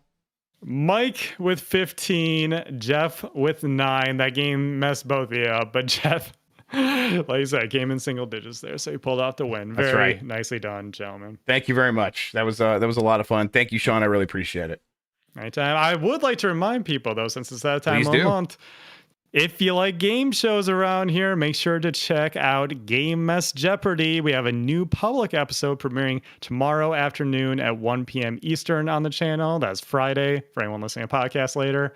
And then, of course, for our patrons, we are recording this month's episode in the evening. Jeff, do you think we can say who the guest is? Is it locked in enough for us to say? Yeah, it's locked in enough. Go for it. Oh yeah, it's gonna be Spawn Wave. John's gonna come over and destroy us, probably, almost certainly. So, we'll see. Barring any catastrophic events, we should be bringing Spawn Wave onto the show tomorrow night. Exactly, it'll be a good time. Absolutely. Well, thanks for letting me host this for you guys as always, and I'll catch you later. Thanks, dude. All right. See you soon. All right. Let me bring this like that. That's close enough. I'll reorganize this here in a second. All right, Mike. Should we do our draft? Can we take a small break? Yes, we'll be right back, everybody. You get organized. I'm going to the bathroom. Okay. Yeah, he's gonna destroy us with his muscles. That's very true. Okay, so let me fix this. Why is it doing this now? Oh, okay. That's why. There I go. And then Mike was pretty high, so I'll scooch him down. Are you tired of cheating all the time? No, I'll never get tired of that. Oh, fucking cheater. Listen, it's a cheat to be this beautiful and perfect at everything. Yeah, you're right. Listen, you would know that it's just most of the time dumb luck for me, and also and then other times it's just dumb. Because did you see how Hyrule Hustle ended? No, I haven't. I'm mid. Here's all you need to know is I won, except for I didn't use my item at the right moment. I used it like just a bit too early. If I would have just done it when I was in the air, I would have won. And instead, I just completely ate shit because I was too dumb to know how to use the item correctly. So, no, I'm not a cheat. I'm an idiot. Fair. Yeah, that's that. Well, That's up. Yeah. Yeah, my brain is. I was gonna give you credit bro. there, maybe because you've been in the gaming press for over a decade now. You're pretty good at calling these things. But... Yeah, I think Mike's like mentioned this before. It's like at a certain point, you can feel these out pretty well. You know, not all of them, obviously, but it's some of it's like, yeah, this is just you can get a feel of what your peers are gonna feel. Exactly right. Yeah. Fish and Love asked in the chat, who's my dream but still attainable guest for Jeopardy? I'm not going to say because I think they are so attainable that maybe sometime this season I don't want to ruin the surprise. Oh, okay. Cool. Yeah. Let's make it happen. Yeah. All right. Let me do this. Bring up the Phil two up. Spencer. Bring up. No, I see Let's Penny. play this Terrell game. I pressed play. All right. Ready. All right, hang on. No, I gave you your time. I am. Yeah, he already gave you all the time. You had your Okay. moment. Where is that? There we go. There's that. Okay. Keely's Um, too busy for Jeopardy? Shit. With what? He already killed E3. It's too Who's busy sailing now? slaying the tree. Yeah. Well, exactly. He and Jeff have something in common then. Yeah, We yeah. can make something worth the it. warrior needs to take a nap before, after killing the dragon. Okay, I am ready. Okay, I'm gonna bring us back in. Who's playing that? What? I'm hearing the RoboMitch song. It's playing. Oh, actually, played on my Twitter. I heard my phone. That's RoboMitch's music. I thought you were playing it. No, Okay, I can't. right. I can't hear it at all. Okay, there we go. There's that. All right, I'm bringing us back in. All right, we're back once again. This time we are going to do another draft for the PS4, Xbox One, and Wii U generation. Those are the platforms we're considering, right, Mike? That's what we're going for. That is correct, Jeff. There's one additional question I want to ask you, though. Like, how are we feeling about live service games now that we're really in this era? I don't know. I feel like it'd be less messy if we just didn't think about those. Okay, I'm fine with that. Yeah. That's fine with me. Yeah, we can. Okay. And then we can kind of call those out as we see them. If there's any like sort of questions about them, Sure. that's fine with me. Let me move. Basically, the Fortnite rule is what I'm asking here. Right. Okay. That's fine. Hang on. Let me make this a little bit bigger and then move that up. There we go. Okay. Let's get started. We have both our platforms, the Mikey U and the Jeff Box One, the all-in-one entertainment platform or system, whatever it is. We are going to take turns choosing a game from this generation until we have 12 games each, and then our podcast producers will vote. That is the binding vote. We'll give everyone a chance to vote, though, of course, as always. Mike, I think I won last time. Yes, I won last time. So that means you are up first. Why am I down here? I'll fix it in a second. Okay, yeah. First, yeah, this is terrifying. Actually, I don't really know. I don't know what should be the first round pick. Like, I know what games like kind of sold the best on this platform, and some of them I feel like don't play very well to our audience. Right. So that's a weird thing. Like, some of them are actually last gen, which is weird. Like Grand Theft Auto 5, that's actually last gen. Skyrim, that is just straight up last gen, actually. How are we feeling about cross gen games? How are you feeling about those? I think if it launched on both of them, like if you really wanted to get Black Flag, which maybe came out like a month later, that's okay. Because the one I'm thinking of, I think, okay, this is maybe a little weird for first round pick, but I actually do like it. Witcher 3. Is that it? Is that your choice? I think The Witcher 3 is my first pick. I think it's the best of the RPGs of this generation. So I think that's really important. I think it's a game people still really like today. It's a game a lot of people don't just like, they love this game. So, yeah, I think I feel pretty good about Witcher 3, actually. Okay. This is why I asked, because what about the other direction of cross-gen games? Could I say... You could say Mario Kart 8 if you want. It's the worst version. I was going to say That's The Legend of Zelda Breath of the Wild for Wii U. Oh, shit. I would like chat to actually help on that one. Yeah, okay, that's fair. I'm just gonna. I don't know. You know what? Let's. I never think of it as a Wii U game. I don't. Sure.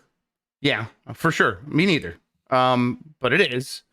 It is. But we're gonna have the live chat decide this right now in a in a poll question. I will say, if you did do it, I would want you to put in parentheses for everyone who's voting to see. Yes, Wii U. Yes, I was going to do that. Yes, I was going to do that. All right. Can do a real quick poll here.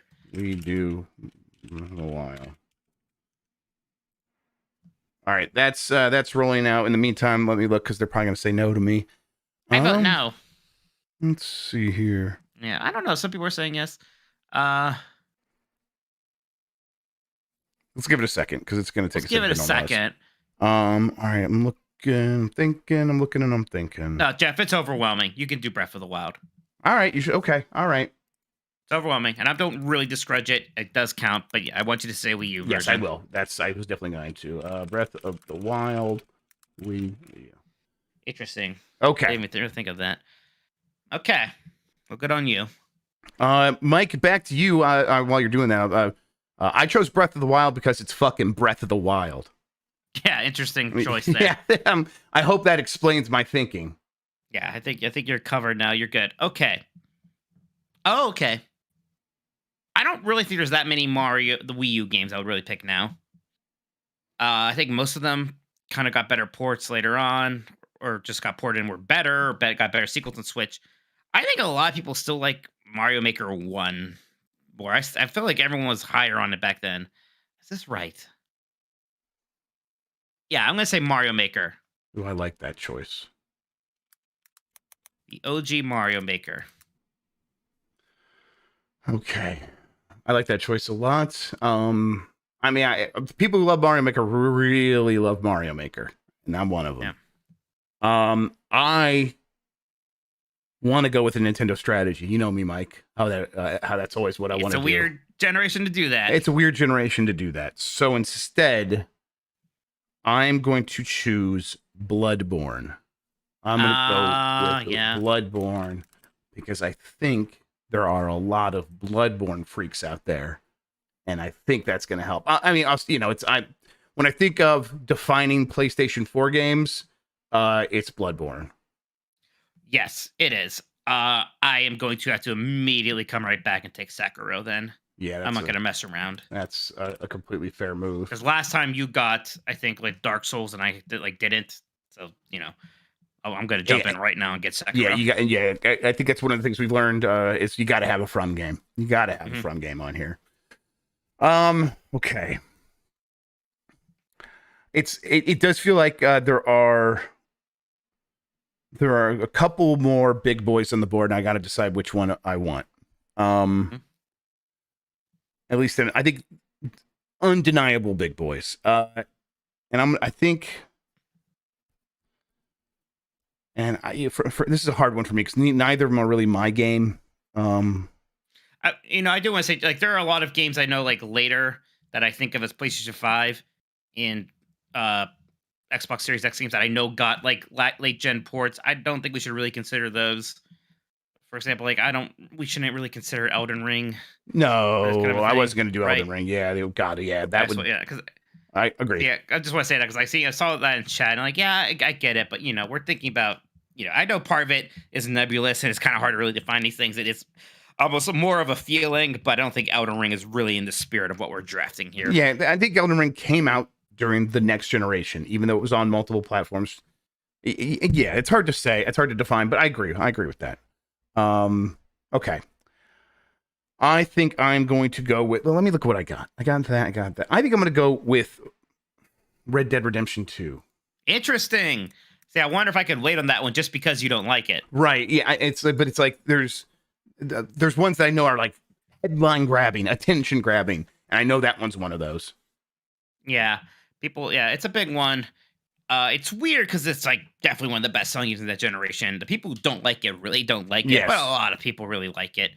One I think is probably more of a crowd pleaser in general, if it maybe doesn't swing quite as high, but maybe it does for people, is Marvel's Spider-Man. I'm going to take Insomniac's Spider-Man game as my next one. I think maybe the most fun open world game we're not counting. I bet that one, for the Wild. That one feels like a really strong one because more people I think just like playing Spider-Man than a lot of the games that are going to be left on this list.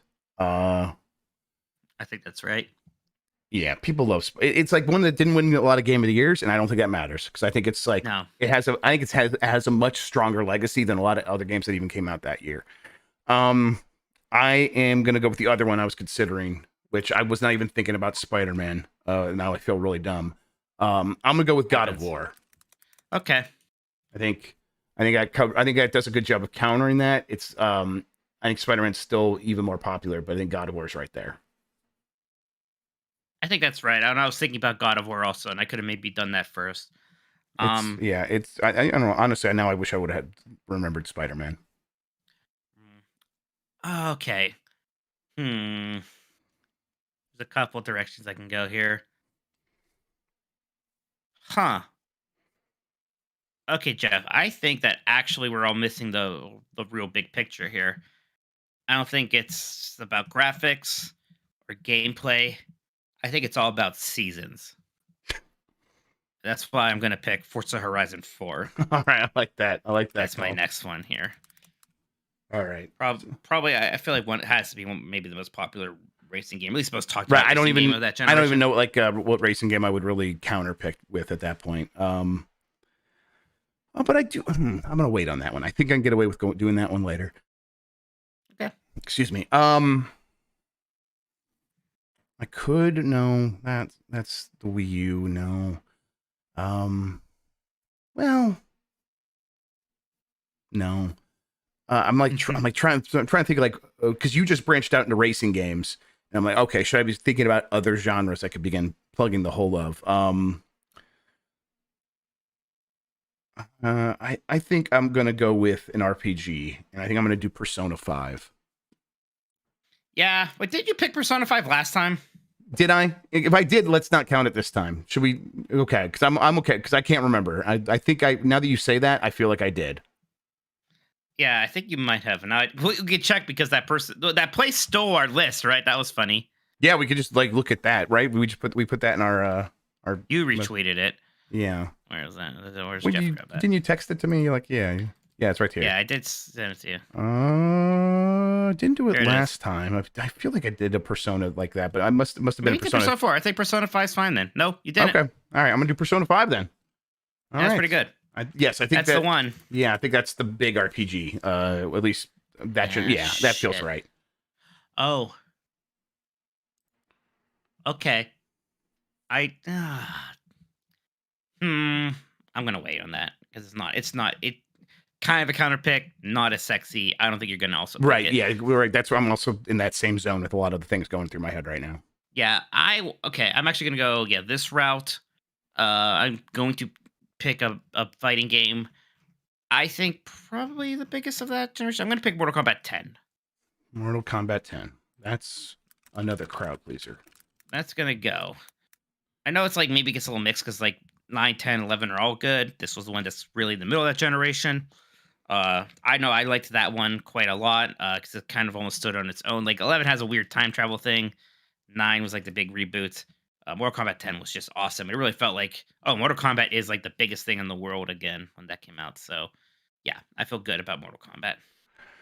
I think for the rest of my picks, for many of these picks, I'm going to go with ones that I know have their own fan base. I think that is a good strategy. I think it's like, instead of trying to plug genres, I'm going to go with things that I know if I were to go online and search for it on Twitter, there would be people posting fan art. And that brings me to Nier Automata. Fuck, that's a good pick. I think that is one where it's like, oh yeah, there are people out there that just live and breathe Nier Automata in a way that's like good pick. That like yes, especially I think at number 7 or number 6. I feel good about that one too. I think that's a very good pick. It is one wasn't thinking about as much as I should have. That puts me in a tough spot.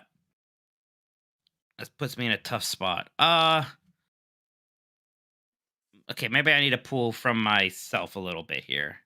Wait. Ooh. Okay. I do kind of have a similar thing I can do here. Yeah, I just thought of a good one. I'm like Not sure it's going to play anywhere before late, and I'm afraid you might take it otherwise. Yeah, I need to check something real quick. Excuse me. Yeah, sure thing. No problem. So for audio listeners, the Mike EU, and that's of course Mikey with 2 eyes, is The Witcher 3, Super Mario Maker, Sekiro, Marvel Spider-Man, Forza Horizon 4, Mortal Kombat X. The Jeff Box 1, the all-in-one entertainment system, is Zelda Breath of the Wild for Wii U, Bloodborne, Red Dead Redemption 2, God of War, Persona 5, and Nier Automata. We are officially halfway through. We both have 6 picks left. All right. First, I have a question. Yes. Am I allowed to pick Hades?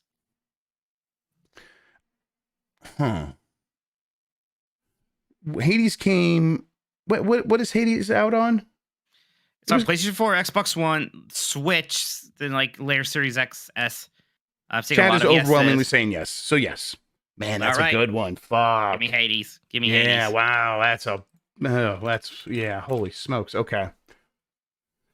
Man, I fucking love Hades. God, I love Hades. Okay, that's a really good that one may have saved my prospects. Yeah, that's a really strong pick at that point. Okay. I kind of feel like I don't have any other choice other than sticking with the strategy of like games that I know have an audience. And that's not, and it doesn't lead me to many great thoughts, but, well, no, I'm not going to do that because I think we kind of did that last time, and then these console straddling ones are weird. How many we have left? We have 5 picks left. Okay, I'm going to save that one, and I'm going to go with one that I'm not as sure about as I was with the last one, the previous entry in this series, when I thought was a good pick. But I'm going to go with it and hope I get similar returns. Batman Arkham Knight. I don't feel big miss. I don't miss. I don't think so. But I think it's locked it in. Big miss. I don't think so. But I don't think it's nearly as strong of a hit as Arkham City was last time I picked it. You know, people kind of are down on that. Yeah. But I think people have mostly turned around on it since. Hollow Knight. Oh, okay, that's a good one. That's a really good one. Man, I've never even thought about Hollow Knight in this one. Let's go. Let's fucking go. Things just turn around in the last 2 minutes here. Let's go. All right. Now I'm thinking things through again. Resident Evil 7. Okay. I feel like that again. Ones that I know have an audience. Ones that I know have a following. Resident Evil 2 remake. Ooh, that's a good one. That's a good counter pick too. All right, we have. God, okay. Is it already just 3 left? Man. Yeah. You have 4 left. I think I have 3 left. That's right. Okay. Thinking. I want to save that one for the end, maybe.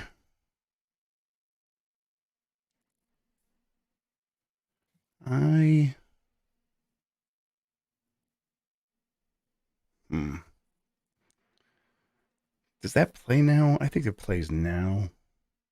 No, I got 4 left. Let me see if I can think of my 4 and kind of get confident that you wouldn't pick one of these. What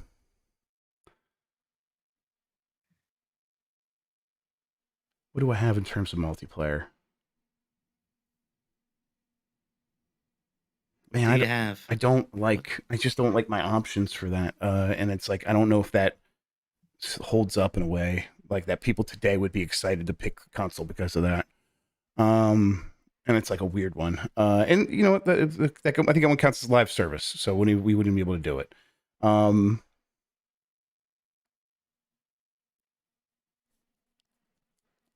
going to go with Titanfall 2. I think. Okay. I don't. Yeah. Yeah, good. I think, yeah, again, I know a lot of people like that game. I love it, but I think a lot of people like it. So I think that's pretty good. I think that's pretty strong. That is pretty strong. Final Fantasy VII Remake. Ooh, that's a good one. That is a really good choice. Man, then 2 remakes, and that's 2 like remakes. I wasn't even thinking about remakes at all. I almost wish I didn't have them like lined up like that. Yeah, but I mean, In fact, get rid of that Resident Evil 2 remake's not called that. Get rid of that remake. I don't want people thinking I have too many remakes. It looks weird like that. all right. You have to brand these appropriately. Okay, sure. Yeah, all right. We respect branding here on this show. Oh,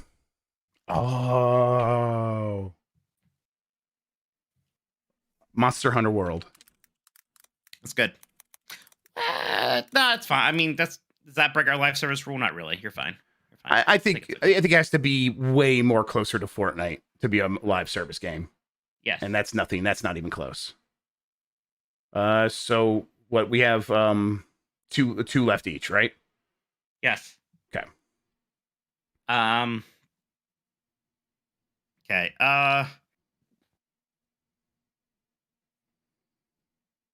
Uncharted 4.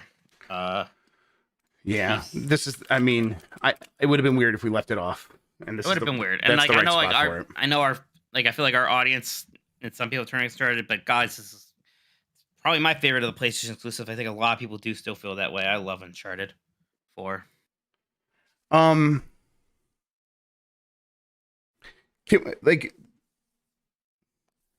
want to pick Rocket League. That is turned into a live service game, but I don't think it should really count. It's a multiplayer game, and that's how people play a it. live service game.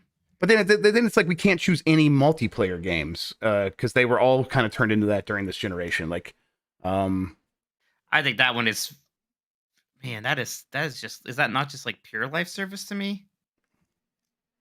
I mean, I'm looking at chat, and I mean, it's definitely live service now, but it's like, okay, but that's what people are gonna think about then, is it as a live service game? Like, well, that's a forever game. I can play forever. I don't know. I think in my gut, I really think it should count because it's like it. I think. Did you get the chat? Does it just say should Rocket League count? We'll see where it goes. All right. Okay. I know it's a paid game. It's a little weird to me. We'll pull that baby up, which is good because I need time to think about my last one anyways. I'm going to vote no.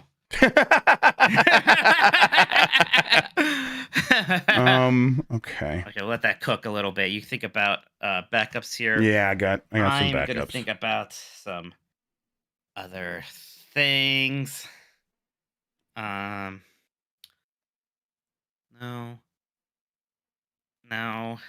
I know people are freaks for it, but I don't know about that. All right, one it anymore. is. It's going towards no. So Yeah. I'm gonna end the poll and choose something else. All right, so no Rocket League. Okay. All right. In that case, I think I'm gonna save that one then, and Save it, baby. instead go for. I'm gonna go with Fire Emblem Three Houses. That's a Switch game. Oh, that's right. What am I thinking? Yes, you're right. Was there? There wasn't no Wii U. one on the Wii U. There wasn't There Wii was, U. That's right. I'm thinking of there's that 3DS weird. games. Yeah. There's no. the Fire Emblem Shimigami Tensei Yeah, spinoff. the brain fart. Yes. Okay. Would have been a good one. Yeah, it would have been very good if it was a good one. Rachel's right. Get Fire Emblem Warriors. Yeah, that's Wait, gonna wasn't be that the also move. Switch? Or am I wrong? Yeah, was there even one of those on Wii U? I don't think so. The only one on No. Wii U I think was Hyrule Warriors. Hyrule Warriors, yeah. Yeah, let's see. I kind of want to do that one, but that's I'll do Super Mario 3D World, Okay. which I That's fine. adore.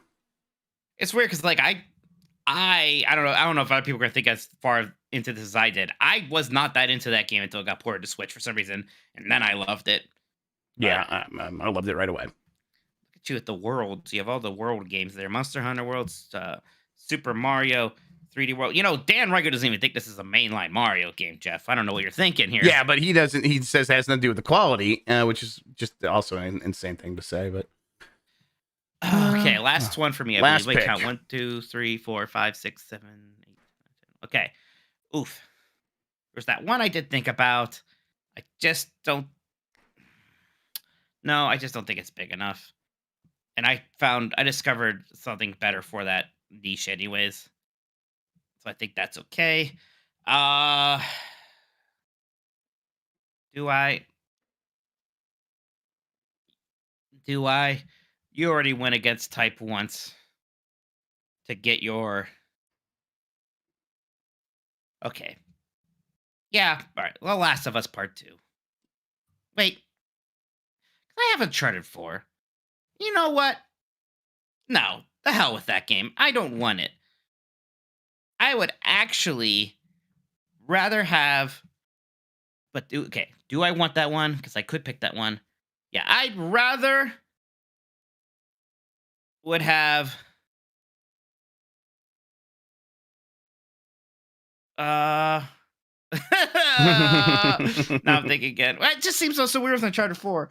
No, they're right. Come on, Mike. Swallow your pride. Okay, yeah. The Last of Us Part 2. Last of Us Part 2. Okay. Last of Us Part 2. All right. He pulled the trigger, everybody. We're good. Oh my god. Yeah, I feel that feels better than anything I was thinking of for my last. I just don't pick. like having it right after Uncharted 4, but there it is. Sure. Yeah, I don't have a great one here. There's a bunch of like smaller games. I would love to put like Ori and the Blind Forest on here, and I thought about Ori, Yeah. and then I was like, I should actually do Hollow Knight, huh? yeah. And full disclosure, like the game I was like thinking about was Dragon Quest 11 when you did Persona 5. And I was like, Mhm. man, I know the JRPG freaks like Dragon Quest 11, but otherwise, I don't know. Yeah. Okay, I'm thinking. There are a few other like the PlayStation big boys I was thinking about too. Basically, it. Yeah, I feel like I got mine covered there. I'm always want to do like another From game, like Dark Souls 3, but that feels like overkill. I don't know. It's good for a last pick, maybe. Not terrible. It But would secure you the From Souls audience. Me with my lowly one From Software game. I think I'm just gonna go with a big recognizable name. I'm gonna go with just Doom. Doom 2016. Oh yeah, that's a great game. Doom. That's good. That's a good one. Yeah, I like that. I Didn't think think about that. It's yeah, that seems right. Again, there are not a lot of great picks there, but yes, Doom. I like that a lot, actually. Okay, right. That's like it's one that like. Oh my god! I even thought about this when we were thinking about Jeff. Somehow, neither of us picked Hitman. Fuck! Stardew Valley was there too. Oh my god! I definitely at one point when we're done. I definitely thought about Hitman out. at 1 minute, and then it completely left my brain. I did not think about this entire. I know when I was thinking about this like a couple of days ago, I was like, oh yes, Hitman. I'll have to pick Hitman. Ghost of Tsushima would have been. I was thinking. Good. When I was like about to not do Last of Us Part 2, I was about to do Ghost of Tsushima instead. Right. No, Mario Kart 8. I don't know, guys, because like Mario Kart 8 Deluxe is the one people care about, but maybe it still would have looked good in the poll. It would have looked good. I thought about it, but I'm like, Stardew would have been big. I want to get a chance to pick it for the next one, so I didn't want to use it here and like be like, Yeah, make it weird next time around. So yeah, we forgot Knack. Oh, Metal Gear Solid 5 would have actually still been really good. People were right. Here, I'll just give us both Knack. There we go. Knack. There you go. All right. Sean, can you get a poll going for everybody? We'll figure out. We'll do another one. We'll do a next one for the current generation. We could do as is and stuff. These drafts are fun. We'll keep it happening. They are really fun. This was a good time. Sorry, I don't know Shiggy. this time, Jeff. I don't know. I feel pretty good. I'm not gonna be honest. That was a big miss with Arkham Knight. I think that's what's maybe is going but to Mike, lose it for you. Listen, I love this game, but Super Mario Maker at number 2 is a way bigger miss. It's a way You think bigger that's miss. way too early? Way too early. Way too early? Way I just too like early. I wanted Nintendo representation, and I just don't think there's much great for Wii U. I don't know. Yeah. I think that's way too early. We'll see, but I still think I made up for it with. Yeah. No, you had a good. I think as usual, you had a better second half. I think my Hades, Hollow Knight, Resident Evil 2, then Final Fantasy 7 like run pretty late in the draft was pretty big for me. Yes. Bayonetta 2 would have been good, actually. Yeah, Bayonetta 2 would have been good. Okay. Donkey Kong Tropical Freeze. Super Mario Maker is one of my favorite games of all time. But It is. Maybe I just wanted to hurt you. Is why. I yeah, took that's it. fair. Okay, so let's see. I will. Sean, you put up one in the Discord. I think. I did think about Shovel Knight. Yeah, Stardew Valley is a good one. let's go ahead and put this. Yeah, up I can read on some Twitter. super chats while we maybe let some of this. Yeah, let's do it. Settle itself out a little bit here. Sounds good. Let me open those back up again. Somehow I closed them. All right. Next one I have here is from a Rambling Entertained. He says, "Do you guys know where did the CMA get 60% cloud gaming for Microsoft? Because from what I have read so far, they used Game Pass Ultimate numbers, which bundles cloud gaming with everything." I mean, Is this true, Jeff? that's probably what they did, but 60% what? I haven't seen that figure. I think they're saying that Microsoft has 60% of the cloud gaming market right now. Okay. Rambling is saying, well, that's only if you count people who, quote unquote, have like Right. the Xbox cloud gaming stuff because they have Game Pass Ultimate. Yeah. I think that they are. Yeah, I think that's a weird number, and I think Microsoft might be able to. I mean, I just don't know if the appeals process again, like, because the appeal that they're going to be able to make won't care about that. That is not going to be a part of. They're not going to want to hear that because that's like arguing the point. They're only going to hear if the CMA messed up. So it's like that. That's a really good point. Who's there to listen? I don't know if there's anyone there to listen. Or that, I mean, because if they cared about that, they would have got that. They would have realized that at this point already. So obviously they don't care to get that right. I don't know. It's weird. Rice Eater 79 says Final Fantasy 7 Remake, Divinity Original Sin 2, Fortnite. So throwing some suggestions out there. Granted, we do say no suggestions. But I never thought about people circumventing that with super chats. So I don't know, So thank you. I didn't. Yeah, I mean, we didn't see the super chats till after. Yes. Shigeru Miyamoto says no Star Fox Zero. I worked hard on this. Look, Mr. Miyamoto, I like Star Fox Zero more than most people. I'm kind of a defender of that game. I'm sorry that everybody's a mean jerk, but it's the way that it is. It was real trash when I played it at 83. Yeah. You did hate it at E3. Uncharted Wolf says Metal Gear Solid 5, guys, come on. That gameplay is god tier. It is. It's just weird. That whole game is weird to me because it is so amazing and it just has such this weird stain on it for basically having an unfinished story and just kind of this messy development. It's so bizarre because that should have just been one of the undisputed best games of all time. And instead it is like one of the great games of all time with an asterisk. And that just makes me feel weird about Metal Gear Solid 5 in 2023, to be honest. All right, I got to post it on Twitter. We will do a chat poll here in a moment, everybody. So just hold tight. All right, well, that's it for the super chats, Jeff. If people want to get more in, we will read them. Why don't we talk a little bit about while we're playing, while we let some of these polls figure themselves out? How does that sound? Sounds fantastic. Someone is running the chat poll right now. Okay. I am playing a video game called Star Wars Jedi: Survivor, and I gotta say I'm not far into it, but I'm already really happy with what it is. It looks like a game that is 150 gigabytes, Mike. There's so much detail in the world. You start off on Coruscant. You start off with all your powers immediately. So it's like you pick up from where you left off in the last game, which is kind of an incredible thing. And then you quickly get new stuff. So it's not like they're holding back either. This seems like a game that is going to really tickle my fancy. I'm just a couple hours in. But I did sit down on a quick look with Tom Caswell from GameSpot. He came over and helped us out over on Giant Bomb. And he showed me around, and everything he talked about makes it sound like a game made specifically for me. And I think my big takeaway from this so far is Respawn feels like one of those developers that is its own best critic, where everything that came up short with a Fallen Order, they have addressed and improved here because they understood what those things were and what the problems were, and they just made everything better. And that is maybe one of the best things you could do with a sequel. It's just everything that was wrong in the previous one, get it right here. And that seems like they did, other than the performance and the bugs, which if you know me, you know those don't bother me too much. What are you playing on? I'm playing on PlayStation 5, and it's a little bit buggy and a little bit underperformant, but it's not as bad as apparently the PC or Xbox. But I've definitely still noticed issues on the PS5, and that's been fine. But I mean, a lot of people are just saying like, yeah, I had bugs. I don't care. 5 out of 5, and that's what most people are saying. I think that's probably the right takeaway from this game, and we know the game will eventually get a little bit better over time. Sure. If you want to wait, that's fair play. that's totally fine. But I'm glad I'm not waiting. I'm glad I'm playing it right now. That is kind of a weird thing I'm at, because like I could actually be playing this game right now. I just been busy, and there's like a part of me like maybe I should just play some of this other stuff until that first patch comes out. Blah blah blah. But also, I do really want to play this game, and also like there's kind of a ticking time bomb here until we got Zelda.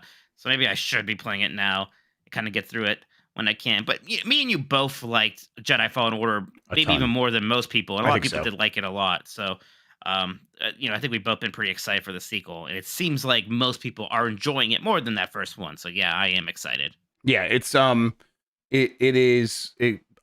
surprised it's here so fast. It does feel like a game that was still rushed, absolutely. But overall, like Jason Schreier had a story about, hey, this is a game that took about 3 years to make. That is not something that really happens anymore. How did they even do that? And it's like, yeah, that's impressive stuff. And Respawn just continues to win and pull out big wins. And this is what I'm playing now. I'm playing this. I'll be playing a little bit of Advanced Wars still, but I am going full bore ahead on this, and I can't wait to see everything it has to offer. I really like those characters from Fallen Order, and I've started so far, and I've only heard mention of one of the characters and haven't seen any of them yet. I'm like, man, when are we going to get the gang back together? And I was kind of like a little bit worried about it, but my understanding is now the gang's going to get back together. Don't worry about that. Well, sometimes like one game to the next. So this has happened. I'm like struggling to remember any examples, but the cool character from the previous game, well, now they're just sort of like they work at a place and you can go interact with them. Well, Thane from Mass Effect 2, barely in 3. Yeah, right. Exactly. Yes, that situation. And it's like I call him Thrawn because they're thinking of Star Wars. Yeah, of course. So I was like, that is kind of what I was worried about here, but apparently that's not the issue, or not what actually happens. Even though it seems like it might to one of the characters, no, it's not. He is still truly important to what happens. So I'm very excited. I wish I had more to say, but I just started playing. I guess I did mess around with the different stances. I got 3 different stances now, which is the dual bladed, the Darth Maul lightsaber, the regular lightsaber stance, and then I could do dual wield lightsabers. And they have their strengths and the weaknesses. Mostly it's just like this one feels cool in this way and this one feels cool in that way. And that's probably because I'm early on. And I did have the difficulty turned up to like high instead of the medium. And in combat that felt great. But anywhere else where it was like, oh, I'm taking a lot more damage because I missed a jump because I'm an idiot, that doesn't feel so great. I wish I could dial things in a little bit more that way, but yeah, I don't know. I'm excited about this. I know you're excited too. Are you planning on doing it like day one? I could be playing it now, and I just haven't gotten to it. Actually. Right, that's what you said. I could have been playing it for a little bit ago. Right, and I wasn't the one doing the review, so I just didn't get to it yet. But yeah, I'm just maybe tomorrow I'll finally really dive in there. Yeah, that's yeah. I mean, tomorrow you can start streaming it too, so if you want to do that on your channel, so that'd be a good thing. Yeah, maybe I will. Yeah. Yeah. How about you? What have you been playing? Actually, a lot of Street Fighter 5. It was on sale, and I'm like, hey, like I played that when it came out, and that was back when it was underwhelming. There wasn't that much content. Now you can buy it cheap and get all the DLC pretty much. So like all the additional characters and most of the costumes for a relatively cheap price, and just get it on Steam. So I did that. I've actually been having a lot of fun with it. It still looks really good. It plays really well. There's a lot of characters. I was playing as Cammy as I usually do in these games, but then I picked up Armika, who's like the sort of grappler. Female wrestler, Yeah. so grappler character. She's really fun, actually. I was having a lot of fun playing as her and learning her. There are some cool costumes in this game. Like you can get a Ryu costume as Mega Man, or the character Minot just dressed as Felicia, or Cammy as Joe Valentine. Also, man, this game is really horny, way hornier than I thought. Some of these costumes are nuts, man. I'm not saying I don't like it, but wow. I think they know what they're doing. They exactly know. They know where their bread is buttered, and they know where the buns are buttered. Yeah, I tell you what's buttered by. It's buttered by everybody's thighs. Yes, thighs and giant hams just hanging out of the back of their pants. Yes, the biggest hams. Yeah, I mean, so you are. You ready for Street Fighter 6? You ready to make that happen? Oh, yeah. I got to still check out that newer demo. But this is a good chance for me to, a lot of people have been yelling at me to do the D-pad instead of the analog stick. So I've been playing this with the D-pad, getting practice. Thank God. So that when 6 comes out, I'll be really ready to go. Okay. That's yeah, I'm gonna be playing that tomorrow. Like I said, there's a lot of games still a lot of games, and it is hard to just focus on one. But I'm for it's easier when it's something like Jedi Survivor. But it's still like, man, I wish I was playing that and that and that. I wish I could talk about this and that and that. But yeah, anything else, Mike? That's it. I need to know who won. Okay. Sean, do you have the results? Do you want to hop in here, or I can give them to you right now. All right, Sean is here. Sean, tell us what's happening. All right, so we asked the podcast producers in the Discord to vote on which console they thought was better, the Mikey U or the Jeff Box One, the all-in-one entertainment system. Friendly reminder, this is the official vote. Whoever wins this wins it for the week. Thank you, Sean. That being said, y'all, I don't know how this keeps happening. The winner, with 69% of the vote, as always, very nice, is the Jeff Box One. Thank you. Mike, how are you surprised by this? I destroyed you. What are you talking about? What do you think you destroyed me? I know I destroyed you. You It was toasted, over in dude. the first I 5 got picks. toasted? It was over. You are out of your mind. It was over. I'm sorry. Breath of the Wild, Arkham Bloodborne, Knight. Red Dead Redemption 2, God of War, and Persona 5, and then You Nier have Super Mario Automata? Maker. Are you kidding me? Yeah, then you went to shit. Oh my god. People like I got Witcher 3 and Hades, Hollow Knight. Oh my god. No one actually likes playing The Witcher 3. Misses. 2 Naughty Dog games. I shouldn't have picked Last of Us Part 2. I knew it because no one cares there. Zelda. Oh my god. Breath of the Wild for the Wii U. I didn't even get Rocket League, and I think Rocket League would have even pushed it even higher. So yeah, it's ridiculous. You're like, well, that's like not really a live service game. it's not really. I mean, not that anyhow. Look, I I'm not a destroyed you, serious Mike. I don't know what you thought. What were you thinking? Okay, wait, hold up. I was about to be like, okay, fine, whatever. I'm a little surprised. If you say you destroyed me, you.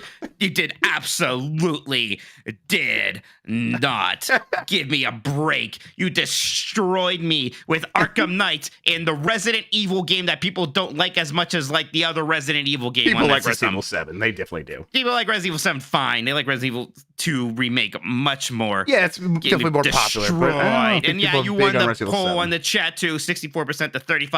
Awesome, amazing. I can't wait till this series is done. I don't know why I keep like being like, well, I'm the only one who has a racing game.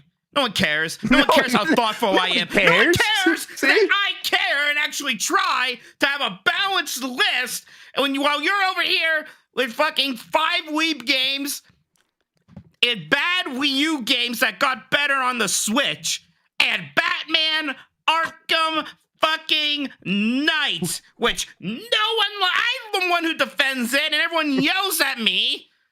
Where's the boomer pick for that? You know, people were screaming boomer pick at me when I picked Forza, or I picked Mortal Kombat 10.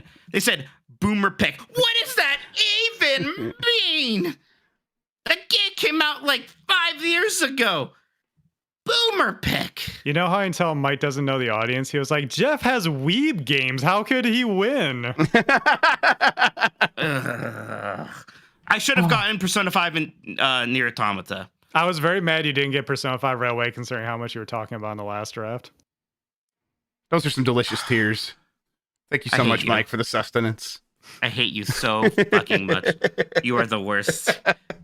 I'm canceling this show. I'm honestly astonished that you can't just see it. Like, it's so... No. It's not you're even insane. close. You're insane. Super Mario 3D World wasn't even good until they fixed it for the Switch. There, I'll just say that it. is just wrong. It just wasn't that good on Wii U. It was really good. It got better for sure. But it's like they made Also, it a little Hunter bit World's faster. also kind of a live service game that was cheating. Wait, what is it? Which one? Monster Hunter World. World. Oh my God, whatever. Anything with Cheater. online components? Cheater. Okay, let's see here. Super Mario Maker's a live service game, Cheater. except it's constantly getting new content. So there you go. Not that helped you. It definitely didn't. I love Super Mario Maker. No one else does. Mike's first 6 games are Sekiro, Marvel Spider-Man. No one liked those. Witcher 3, big flop from that generation. No fans of The Witcher. No one talks about that one. Holy shit. Mike, did you take your blood pressure medication? Many boomer picks. All of these boomer picks from the console generation previous. What does that word mean? Please Delicious tell me tears. what you think that word means. Boomer picks. Well, Mike, I think with that, you laughed. I think you just start playing the music, man. I don't know how we transition away from this segment. No, you're right. You're right. That's gonna do it. Mike is Tokoto a bunch of places, including the loony bin, which he now lives. Gonna end up in almost certainly. What do we do about this guy? Oh, there he is. How's it going? How How are you all doing? Hey, we got some more super chats, Jeff. You can't end the show. All right, Mike, read the super chats. Let's see here now. Pretty Dude says, last case of Benedict Fox is pretty cool. Resident Evil style puzzles with Metroidvania is great. Art is also a plus. I should check that one out. I've heard. Yeah, I'm things. like, I don't think any review copies went out. Did people review it? Because I didn't see any reviews. Maybe it just got lost in the shuffle. 2, do you think Bethesda is Titanfalling Redfall intentionally? What does that mean? I don't. What would that mean to Titanfall something? To put it out between Call of Duty and Battlefront. But are they doing that? I think you kind of can't help but Titanfall things because like so many games are coming out right now. That's just how it is. Okay. Let's see here now and then. Next one here is from the Uncharted Wolf. It says Mike chose Mortal Kombat 10 and Forza in his shocked he lost. Yeah, 2 of the best-selling games from Mortal Kombat 10 was like the best-selling non-Smash Brothers fighting game until 11, I think. Yeah, it's a big, some obscure game there. You're right, Wolf. And Forza. No one likes Forza. They don't make 30 of those. Mike, do you want me to read these? Right. No. Why? I'm doing great. I'm doing a great job. I think, okay, keep on going. Rogers OG says, Mike lost when Jeff picked Bloodborne. I just feel like there's something cosmic when there's these two choices, like a Sekiro or a Bloodborne, that to me seem like they're both beloved and very similar. Whichever one Jeff picks is the one people are like, well, that's the one. Actually, that's the one that matters. It could be like Cool Ranch and Nacho Cheese Doritos. I don't know which one. Whichever one Jeff picks, he picks Cool Ranch. Everyone's gonna be like, obviously, Cool Ranch is the only Doritos that matters. And I don't think it's cosmic. I think Bloodborne is just more like it is. Yeah, people are much wilder about Bloodborne than even Sekiro, which of course they're so wild about that they demand that it finally get remastered so that it doesn't look like shit anymore. Yeah, that's why they're that wild about it. That doesn't matter. That's not what people think about when they look at this list. They think about fucking Bloodborne. Maybe people should think about it for more than 2 seconds, and then I would actually win. But they don't.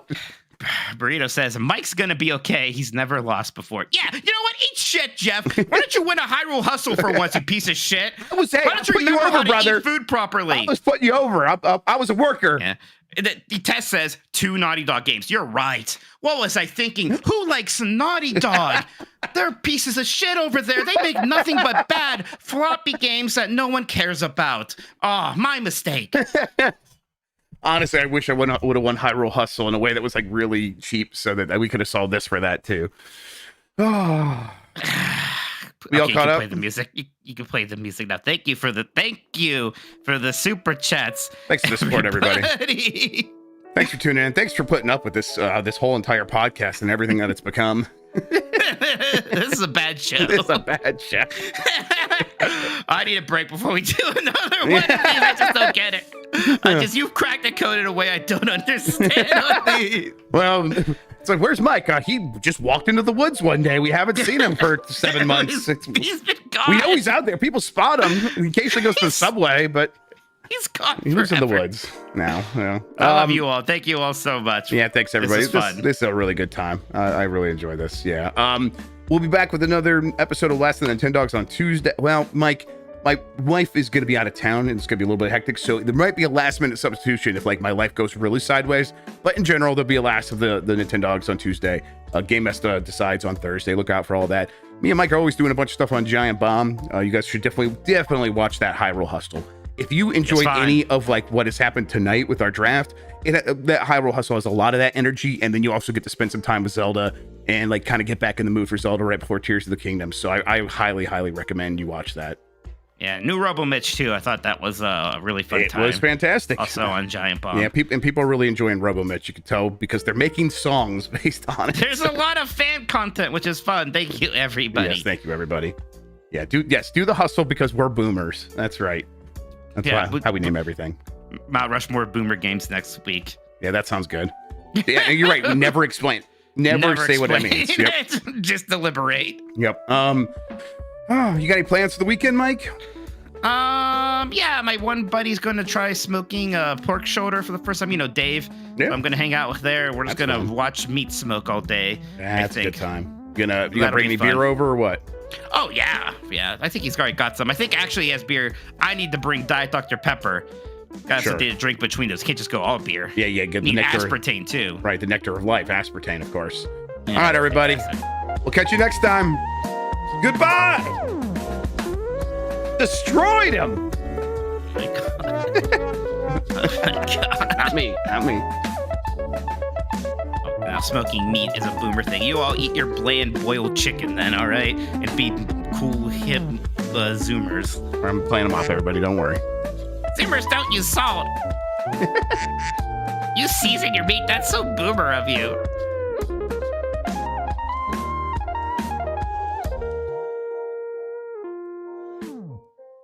Till I see evidence that the world is round, I'm not believing a damn thing.